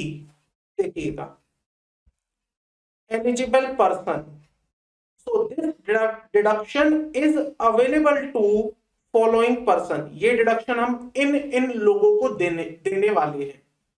इंडिविजुअल को दे देंगे, चाहे वो आर ओ आर है या RNOR है। For interest on loan taken by him for the higher education, ये डिडक्शन हम उसे देंगे जिसने हायर एजुकेशन के लिए लोन लिया था और उस लोन पर इंटरेस्ट पे किया है, उसे हम ये डिडक्शन देंगे। हायर एजुकेशन कहां से? फ्रॉम एनी फाइनेंशियल, अच्छा लोन कहां से लिया हो? From any financial institution approved charitable institution. आपने लोन किसी बैंक से लिया था, किसी फाइनेंशियल इंस्टीट्यूशन से लिया था, किसी भी चैरिटेबल अप्रूव्ड चैरिटेबल इंस्टीट्यूशन से अगर आपने लोन लिया था तो उस लोन पर जो आप इंटरेस्ट पे करेंगे उस इंटरेस्ट की हम आपको अंडर सेक्शन 80E डिडक्शन दे देंगे। नोट, हायर एजुकेशन में भी undertaking by the assessee himself. आप अपनी खुद की पढ़ाई के लिए, स्पाउस की पढ़ाई के लिए, बच्चों की पढ़ाई के लिए और any other person for whom the assessee act as the legal guardian, या आप हर उस व्यक्ति की पढ़ाई के लिए ले सकते हैं जिसके आप लीगल गार्जियन हैं। आप अपनी पढ़ाई के लिए लोन ले सकते हैं, स्पाउस की पढ़ाई के लिए लोन ले सकते हैं, बच्चों की पढ़ाई के लिए लोन ले सकते हैं और उस व्यक्ति की पढ़ाई के लिए लोन ले सकते हैं जिसके लीगल गार्जियन आप हैं। इनमें से किसी के लिए भी अगर आप लोन लेते हैं पढ़ाई के लिए, हायर एजुकेशन के लिए, और उस लोन पर जो आप इंटरेस्ट पे करेंगे वो इंटरेस्ट हम आपका एग्जेम्प्ट कर देंगे अंडर सेक्शन 80, डिडक्शन दे देंगे अंडर सेक्शन 80E में। कितनी डिडक्शन मिलेगी? Quantum of deduction, amount of interest paid is allowed as deduction without any limit.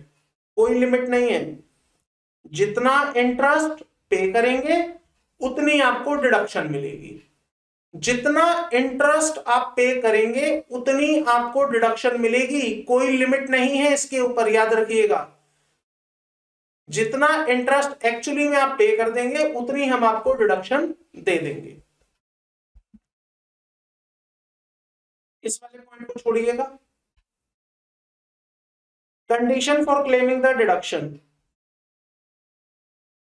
the deduction is allowed in computing the total income of in respect of the initial assessment year, that is the assessment year relevant to the previous year in which the assessee start paying the interest on the loan। आपको पहली बार ये deduction कब मिलेगी? जब आप पहली बार loan पे करना शुरू करेंगे, जब आप पहली बार ये इंटरेस्ट पे करना शुरू करेंगे, in which assessee start paying the interest on the loan। रुक जाइएगा, बस यहां तक रुक जाइएगा। तो आपको पहली डिडक्शन कब मिलेगी? जब आप बैंक को अपना पहली बार इंटरेस्ट पे करेंगे, उस साल से हम आपको पहली डिडक्शन देना शुरू कर देंगे। सपोज करिए आपने लोन लिया था 2015 में, बैंक को बोला कि मैं आपको 2020 में लोन वापस चुकाना शुरू करूंगा, 5 साल तक आप मुझे पढ़ाई करने दीजिएगा, मुझे परेशान मत करिएगा। जब 2020 लग जाएगा, मैं पढ़ लिख जाऊंगा, मेरी नौकरी लग जाएगी, मैं आपका लोन वापस देने लगूंगा। तो 2020 में मैंने पहली बार फर्स्ट टाइम रीपेमेंट करी, पहली बार। अब रीपेमेंट ऑब्वियसली इंटरेस्ट भी पे करूंगा मैं बैंक को, तो मैंने रीपेमेंट ऑफ इंटरेस्ट स्टार्ट किया 2020 में पहली बार। तो मुझे पहली बार डिडक्शन मिलेगी 2020 में, मुझे 80E में डिडक्शन मिलेगी 2020-21 में। फिर मुझे 80E की डिडक्शन मिलेगी 2021-22 में। फिर मुझे 80E की डिडक्शन मिलेगी 2022-23 में। इस तरह से मुझे डिडक्शन मिलती रहेगी, जब तक मैं इंटरेस्ट पे करता रहूंगा मुझे डिडक्शन मिलती रहेगी। क्लियर है? एंड वाली लाइन के बाद का पार्ट आपको पढ़ना नहीं है अभी। यहां से आइए, no deduction shall be allowed in respect of the repayment of loan in the entire income tax. बताइए 80E इंटरेस्ट की डिडक्शन दे रहा है या प्रिंसिपल की? 80E आपको इंटरेस्ट की डिडक्शन दे रहा है या प्रिंसिपल की? इंटरेस्ट की। तो जो प्रिंसिपल आप पे करेंगे बैंक को, वापस करेंगे, बैंक का पैसा आप बैंक को वापस करेंगे, क्या उसकी डिडक्शन आपको कहीं मिलेगी? नहीं मिलेगी। लॉ कहता है रीपेमेंट ऑफ द लोन, जो लोन आप रीपे करेंगे, लोन का मतलब है यहां पर प्रिंसिपल। तो जो आप प्रिंसिपल पे करेंगे इसकी हम आपको पूरे इनकम टैक्स में कोई डिडक्शन नहीं देंगे, याद रखिएगा, क्योंकि ये आपकी कोई एक्सपेंस नहीं है, ये तो आपने बैंक से पैसा लिया था और बैंक को पैसा वापस दे दिया, तो यहां पर हम आपको कोई डिडक्शन नहीं देंगे। हम डिडक्शन देंगे आपको किसकी? Only the interest component, only the interest component. तो जो इंटरेस्ट आप पे करेंगे उसकी आप हमसे डिडक्शन ले सकते हैं। अब एक बात बताइए, एक एसएससी ने पढ़ने के लिए लोन लिया, सीए पढ़ने के लिए लोन लिया, तो पहले तो मैं आपसे ये जानना चाहता हूं, क्या सीए पढ़ने के लिए अगर आप लोन लेते हैं, will that count as an higher education or not? क्या ये हायर एजुकेशन में काउंट होगा या नहीं होगा?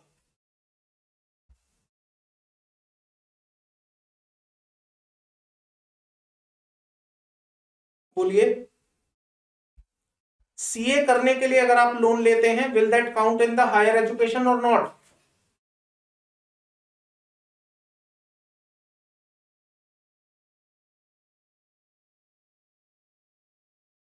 हो जाएगा।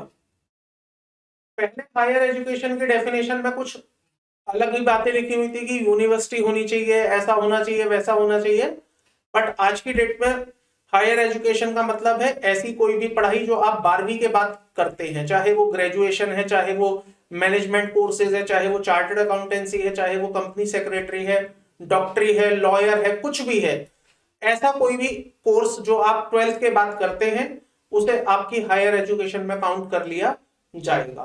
तो अगर आपने सीए बनने के लिए भी लोन लिया है, सीए पढ़ने के लिए लोन लिया है, उस लोन पर आप इंटरेस्ट पे करते हैं तो आपको 80E में उसकी डिडक्शन मिल जाएगी। लेकिन सीए का तो रिजल्ट ही इतना खराब है, लोग सालों साल लग जाते हैं, सीए नहीं बन पाते। अब ऐसे में उन्होंने बैंक को क्या बोला था, बैंक तुम हमें 5 साल के लिए लोन दे दो, मैं 5 साल में सीए बन के आऊंगा, नौकरी करूंगा, तुम्हारा लोन चुका दूंगा। लेकिन पता चला उस बेचारे का तो अभी 15 साल से सीए ही क्लियर नहीं हुआ, उसने लोन नहीं चुकाया, या चुकाना चलो शुरू भी कर दिया, एक बार को मान लेते हैं चुकाना शुरू भी कर दिया, लेकिन उसके पास पैसे ही नहीं है कि वो पूरा का पूरा लोन चुका पाए। तो उस पर्सन ने क्या किया, इस लोन को बहुत लंबा खींचा, उसने बैंक को लोन चुकाने चुकाने में 15 साल लगा दिए। जो उसने लोन लिया था 5 लाख रुपए का पढ़ने के लिए, उसने इस 5 लाख रुपए को रीपे करने में 15 साल लगा दिए। बैंक को बड़ा नुकसान हुआ, बैंक ने कहा हमारा पैसा 15 साल के लिए ब्लॉक हो गया, 15 साल के लिए हमारा पैसा ब्लॉक हो गया। और इधर से 15 साल तक वो एंजॉय करता रहा 80E का, क्योंकि 80E में लिखा हुआ था कि जब जब आप इंटरेस्ट पे करेंगे तब तब हम आपको डिडक्शन दे देंगे। तो इधर से वो इंटरेस्ट पे करता और इधर वो डिडक्शन क्लेम कर लेता। तो सरकार ने यहां पर एक क्लॉज डाला, सरकार ने बोला कि ये जो 80E की डिडक्शन होगी ये लिमिटेड ईयर तक ही आपको मिलेगी। अगर आपने अपने लोन को ज्यादा लंबा चलाने की कोशिश करी तो आपकी जो डिडक्शन है वो रोक दी जाएगी। कितने साल बाद? 8 साल बाद। पढ़िएगा एंड वाला पैराग्राफ। तो आपको पहली बार ये डिडक्शन मिलेगी जब आप पहली बार इंटरेस्ट पे करेंगे, और वहां से 7 असेसमेंट ईयर तक आपको डिडक्शन देते रहेंगे, and 7 assessment year immediately succeeding the initial assessment year or until the interest paid in full by the assessee whichever is earlier। तो पहली बार जब आपने इंटरेस्ट पे किया वो साल, और उसके बाद 7 साल तक हम आपको डिडक्शन देंगे। अगर आपने लोन पहले खत्म कर दिया तो डिडक्शन पहले खत्म हो जाएगी, और अगर आपने लोन उसके बाद तक चलाया तो आपकी डिडक्शन 7 साल तक ही मिलेगी। मतलब एक आपको पहले साल और अगले 7 साल, मतलब टोटल आपको 8 साल तक डिडक्शन देंगे। 8 साल के बाद आपकी डिडक्शन बंद कर देंगे। 8 साल तक हम आपको डिडक्शन देंगे, 8 साल के बाद डिडक्शन बंद कर देंगे। लोन आपका चलता रहेगा, लोन में बंद नहीं होगा। कहीं आप सोचे 8 साल के बाद लोन खत्म हो जाएगा, नो, लोन चलता रहेगा, डिडक्शन बंद हो जाएगी। अगर आपने लोन पहले ही खत्म कर दिया है तो आपकी डिडक्शन पहले ही खत्म हो जाएगी, क्योंकि जब लोन ही नहीं रहा तो फिर डिडक्शन किस बात की रहेगी। तो यहां पर लॉ में लिखा गया है जिस पहले साल में आपने डिडक्शन क्लेम करी है वो वाला साल, और उसके आगे के 7 साल तक आपको डिडक्शन देंगे अगर लोन आपका कंटिन्यू है तो। और अगर पहले ही बंद हो गया तो पहले ही आपकी डिडक्शन भी बंद हो जाएगी। लेकिन 8 साल के बाद आपका अगर लोन जारी है, कंटिन्यू है, चल रहा है, तो आपको डिडक्शन नहीं देंगे 8 साल के बाद। ठीक है, no deduction is allowed after the expiry of above period. Above period का मतलब 1 + 7। 1 is the current year plus 7 is the future year. Future year तो टोटल आपको 8 साल तक हम ये डिडक्शन देते रहेंगे। बताइए कोई डाउट है यहां तक किसी को?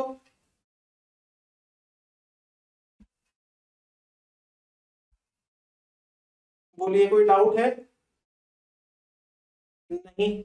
आइए क्वेश्चन नंबर 8 पढ़िएगा मेरे साथ। Mister B has taken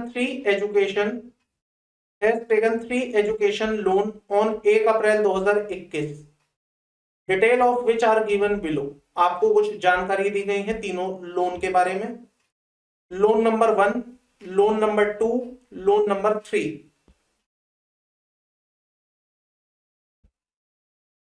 for whose education loan was taken, ये बी ने अपनी पढ़ाई के लिए लिया, ये बी ने अपने बेटे की पढ़ाई के लिए लिया, और ये बी ने अपनी डॉटर की पढ़ाई के लिए लिया। बताइए क्या बी अपनी पढ़ाई के लिए, अपने डॉटर की पढ़ाई के लिए और अपने बेटे की पढ़ाई के लिए जो लोन लेगा उसकी डिडक्शन बी को मिल जाएगी, या केवल अपनी पढ़ाई के लिए जो लोन लेगा उसी की डिडक्शन मिलेगी? तीनों की मिल जाएगी। इसकी मिलेगी, यस। इसकी भी मिलेगी, यस। इसकी भी मिलेगी, यस। पर्पस ऑफ लोन क्यों लिया गया है? एमबीए करवाएगा, बीएससी करवाएगा, बीए करवाएगा, मतलब खुद तो मैनेजमेंट पढ़ेगा, बच्ची को बेटे को बीएससी साइंटिस्ट बनाएगा या इंजीनियर बनाएगा, और बेटी को बीए पढ़ाएगा। कितना लोन है? 5 lakh, 2 lakh, 4 lakh. Repayment of loan 1,40,000, 80,000। जल्दी से बताना है, इस 1,40,000 और 80,000 की डिडक्शन आपको कौन से सेक्शन में मिलती है? 1,40,000 और 80,000 की डिडक्शन आपको कौन से सेक्शन में मिलती है? रीपेमेंट ऑफ लोन 80C में मिलती है। 80C में मिलती है रीपेमेंट ऑफ लोन। पढ़ा था हमने 80C repayment of loan. 80C नहीं पढ़ा तो था, लेकिन वो पूरा क्या था? पूरा करो। रीपेमेंट ऑफ हाउसिंग लोन, वो उसकी थी डिडक्शन। ठीक है, तो यहां पर नो डिडक्शन।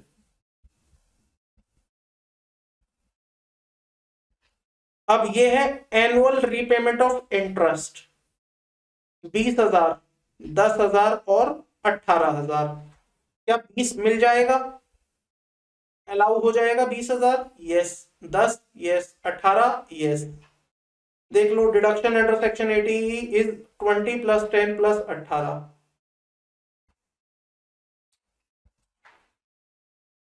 बताइए कोई डाउट?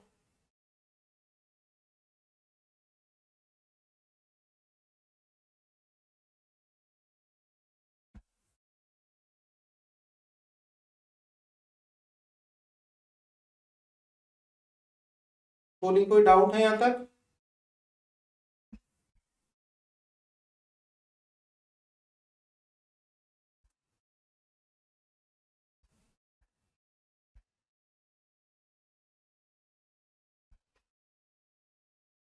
सेक्शन 80EE जो है हम नेक्स्ट क्लास में करेंगे।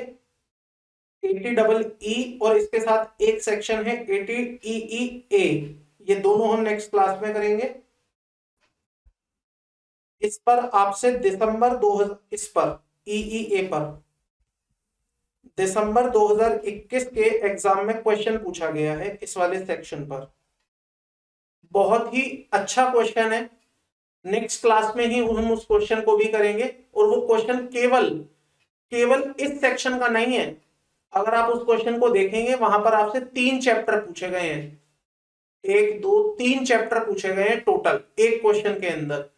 कैपिटल गेन, हाउस प्रॉपर्टी और डिडक्शन, एक क्वेश्चन है। नेक्स्ट क्लास में करेंगे जब मैं आपको ये दोनों सेक्शन कराऊंगा, ये वाला सेक्शन और इसके तुरंत बाद है इसी के कनेक्शन में ये वाला सेक्शन। आज क्या करेंगे हम? आज इसके बाद का कोई सेक्शन उठाएंगे।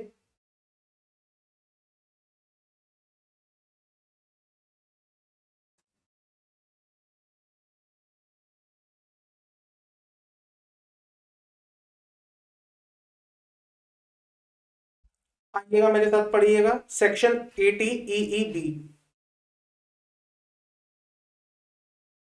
इंपॉर्टेंट मार्क करिएगा, इस बार चांसेस हैं कि ये क्वेश्चन आपसे पूछा जा सकता है इस वाले सेक्शन पर। आपको पता है आजकल हमारे हिंदुस्तान में इलेक्ट्रिक व्हीकल का बड़ा क्रेज आ गया है। सीएनजी महंगी होती जा रही है, पेट्रोल महंगा होता जा रहा है, डीजल महंगा होता जा रहा है। फिर ऐसे में सरकार ने इलेक्ट्रिक व्हीकल की योजना बना दी थी कुछ साल पहले, और अब बहुत सारी कंपनीज ने इलेक्ट्रिक व्हीकल हमारे इंडिया में लॉन्च भी कर दिए।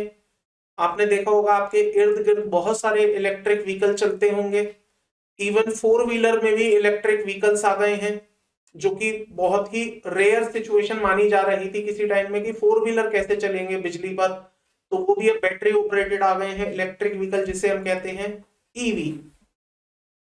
सरकार ने बोला है कि अगर आप ईवी खरीदेंगे तो हम आपको सब्सिडी देंगे। सब्सिडी मतलब अगर 15 लाख रुपए की आप गाड़ी खरीदेंगे इलेक्ट्रिक व्हीकल, तो 2 लाख रुपए सरकार देगी आपके लिए। आपको 13 लाख रुपए पे करने हैं, 2 लाख रुपए सरकार डालेगी एज ए सब्सिडी, आप 15 लाख रुपए की गाड़ी खरीदिए ईवी इलेक्ट्रिक व्हीकल। इतना ही नहीं, सरकार ने डिडक्शंस के अंदर भी एक बेनिफिट डाला है इस ईवी को लेकर।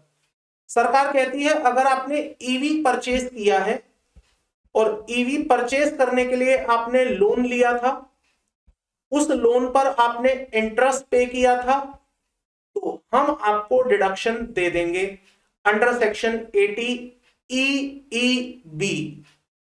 80 EEB इस सेक्शन में हम आपको डिडक्शन दे देंगे अगर आपने इलेक्ट्रिक व्हीकल परचेज करने के लिए लोन लिया था और उस लोन पर आपने इंटरेस्ट पे किया था, तो आपको डिडक्शन दे दी जाएगी। पढ़िएगा, deduction for the interest payable on loan taken for the purchase of electric vehicle. Eligible person, so this deduction is available only to the individual, चाहे resident है चाहे resident not ordinarily resident है, इसका मतलब only resident। तो this deduction is only available to the individuals who is a resident, उसी को ये डिडक्शन मिलेगी बस, ना HUF को मिलेगी ना किसी नॉन रेजिडेंट को मिलेगी। एलिजिबल एक्सपेंडिचर क्या खर्चा करोगे? Deduction in respect of interest on loan taken bye an individual for the purchase of an electric vehicle from any financial institution. आपने किसी भी फाइनेंशियल इंस्टीट्यूशन से लोन लिया है, उस पर आपने इंटरेस्ट पे किया है, और ये जो लोन आपने लिया है क्यों लिया है? इलेक्ट्रिक व्हीकल को खरीदने के लिए। तो जितना भी इंटरेस्ट आप पे करेंगे वो हम आपको डिडक्शन दे देंगे, बट मैक्सिमम डिडक्शन आपको 1/50 की मिलेगी। मैक्सिमम डिडक्शन आपको 1/50 की ही मिलेगी अगर आपने इलेक्ट्रिक व्हीकल परचेज किया था, उसके लिए लोन लिया था, लोन पर आपने इंटरेस्ट पे किया, तो जितना इंटरेस्ट पे करेंगे उतना या 1/50 विच एवर इज लेस, उतने की हम आपको डिडक्शन अलाउ कर देंगे अंडर सेक्शन 80EEB। कितने टाइम तक हम डिडक्शन देते रहेंगे आपको? Period of deduction, the benefit of deduction under this section would be available till repayment of the loan continue. जब तक आपका लोन चलेगा, जब तक आप इंटरेस्ट पे करेंगे, तब तक हम आपको डिडक्शन देते रहेंगे। आपका लोन 10 साल चल रहा है, आप 10 साल तक हमसे डिडक्शन ले लो। आपका लोन 2 साल में खत्म करना है, 2 साल तक हमसे डिडक्शन ले लो। आप 6 साल लोन चलाओगे, 6 साल तक हम आपको डिडक्शन देंगे। तो जब जब आप इंटरेस्ट पे करेंगे तब तब हम आपको डिडक्शन दे देंगे अंडर सेक्शन 80EEB। कंडीशन क्या है?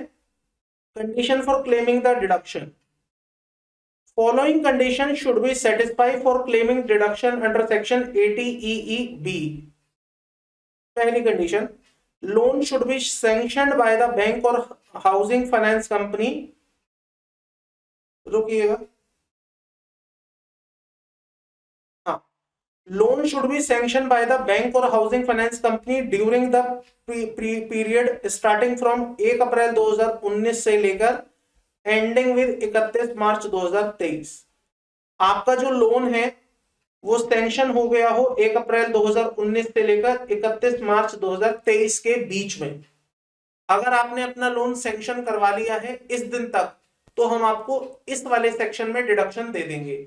लेकिन अगर आप लोन लोगे इसके बाद 31 मार्च 2023 के बाद अगर आप लोन लेते हो, तो उस केस में फिर हम आपको डिडक्शन नहीं देंगे। ठीक है, बताइए कोई डाउट इस वाली लाइन को लेकर? आपका लोन सैंक्शन हो जाना चाहिए 1 अप्रैल 2019 से लेकर 31 मार्च 2023 के बीच में। हाउसिंग फाइनेंस कंपनी किससे आप लोन लेंगे? तो पब्लिक कंपनी फॉर्म्ड और registered in India with the main object of carrying on the business of providing long term finance for the construction और purchase of the house in India for residential purpose. इससे अगर आप loan लेते हैं electric vehicle purchase करने के लिए तो हम आपको इस वाले सेक्शन में डिडक्शन दे देंगे। एक छोटी सी बात समझनी है, लोन के केसेस में दो वर्ड्स होते हैं जो आपको समझने होंगे। एक वर्ड होता है सैंक्शन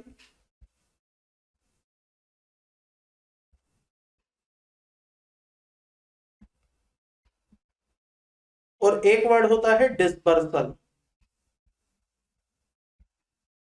क्या आपको मालूम है दोनों में क्या फर्क होता है, सैंक्शन और डिसबर्सल में?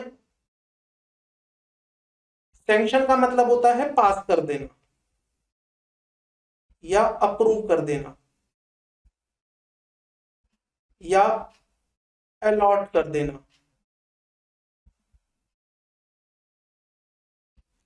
डिसबर्सल का मतलब होता है पे कर देना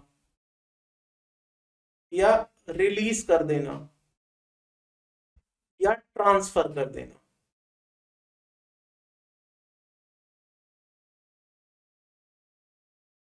एग्जाम्पल लेता हूं, समझ आ जाएगा आपको।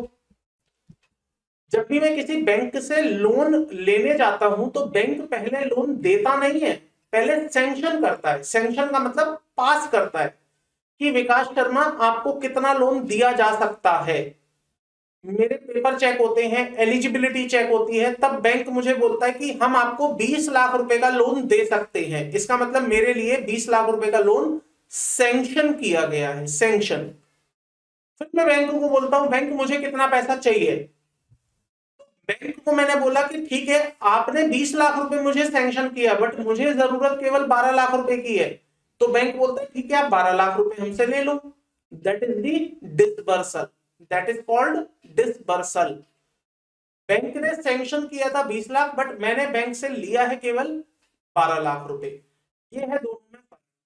सैंक्शन का मतलब है पास कर देना, अप्रूव कर देना या अलॉट कर देना। इसका मतलब देना नहीं है, इसका मतलब है केवल आपको अप्रूवल दे दी है इतने की। और डिसबर्सल का मतलब है एक्चुअली में पे कर देना, रिलीज कर देना या ट्रांसफर कर देना। बैंक ने मुझे 12 लाख रुपए दिए तो ये है मेरा डिसबर्सल, ये है मेरा डिसबर्सल। ठीक है, इन शब्दों को अगर ध्यान में रखा जाए तो एक एग्जांपल मैं आपसे पूछ रहा हूं और आप मुझे बताएंगे क्या मुझे 80 ईईबी में डिडक्शन मिलेगी या नहीं मिलेगी। Ram has taken a loan from HDFC Bank on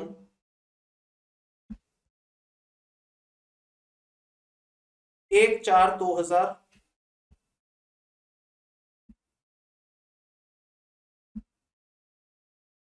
1/5/2019 for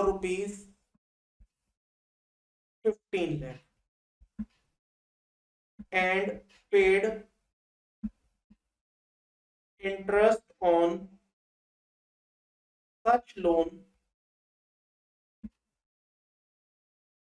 for ₹2,50,000 during the previous year 2019-20. Loan was taken for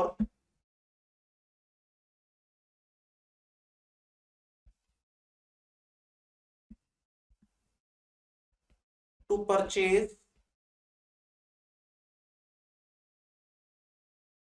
electric vehicle.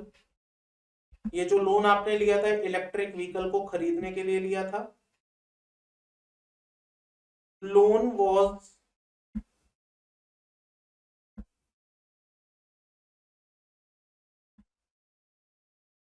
disbursed, sanction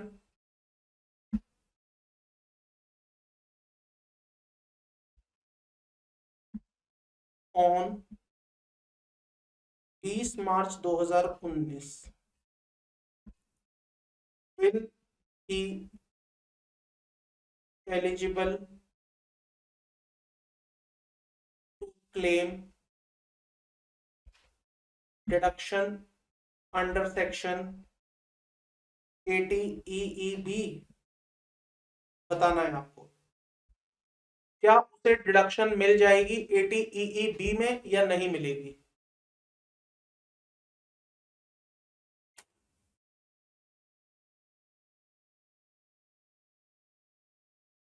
क्यों नहीं मिलेगी? क्यों नहीं मिलेगी?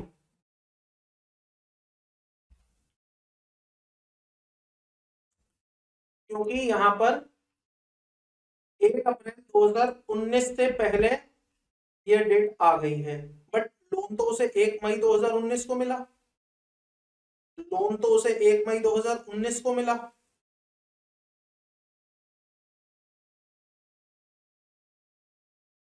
सैंक्शन 1 अप्रैल 2019 से पहले हो गया था।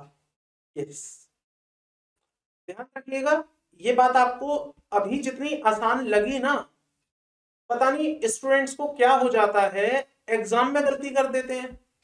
एग्जाम में उन्हें सैंक्शन और डिसबर्सल में फर्क ही समझ नहीं आता। वहां पर वो देखते हैं 1 अप्रैल 2019 से पहले का है, डिसअलाउ कर दिया, या सॉरी बाद का है, अलाउ कर दिया, जबकि अलाउ नहीं होना चाहिए। क्योंकि आपको ये नहीं देखना डिसबर्सल कब मिली, आपको देखना है सैंक्शन कब हुआ। सैंक्शन कब हुआ ये आपको देखना है, ठीक है। जो मैं आपको कल क्वेश्चन कराऊंगा यहां पर भी यही वाला एक पॉइंट था जो इंस्टीट्यूट चेक करना चाह रहा था, सैंक्शन कब हुआ है, डिसबर्सल कब हुआ है, अमाउंट कितना है, वो सारी बातें। तो ये गलतियां आप ना करें, इसके लिए मैंने इस वाले एग्जांपल को बताया कि आप डिसबर्सल को मत देखिएगा, डिसबर्सल कब आई है, आप देखिएगा सैंक्शन कब आ गया था। अगर सैंक्शन 1 अप्रैल 2019 के बाद से आया है और 31 मार्च 2023 से पहले आ गया है तो आपको इस वाले सेक्शन में डिडक्शन अलाउ कर देंगे। अगर आपका सैंक्शन आगे या पीछे हो गया है, भले ही आपका डिसबर्सल इस बीच में हो, तो भी आपको डिडक्शन यहां पर नहीं दी जाएगी। क्लियर है?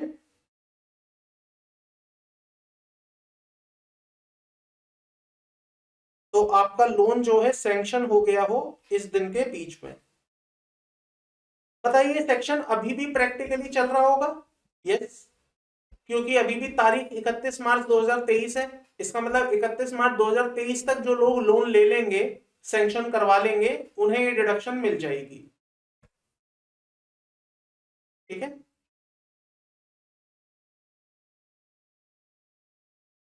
चल सकते हैं आगे।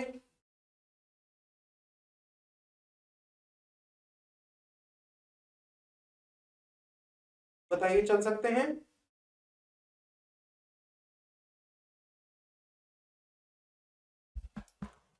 चलिए अभी इतना ही रखते हैं, नेक्स्ट क्लास में डिस्कस करेंगे। कल की क्लास में सेक्शन 80 EE प्लस 80 EEA, ये 2 सेक्शन है, इन दोनों की कंबाइंड स्टडी करेंगे और प्लस एग्जाम का क्वेश्चन करेंगे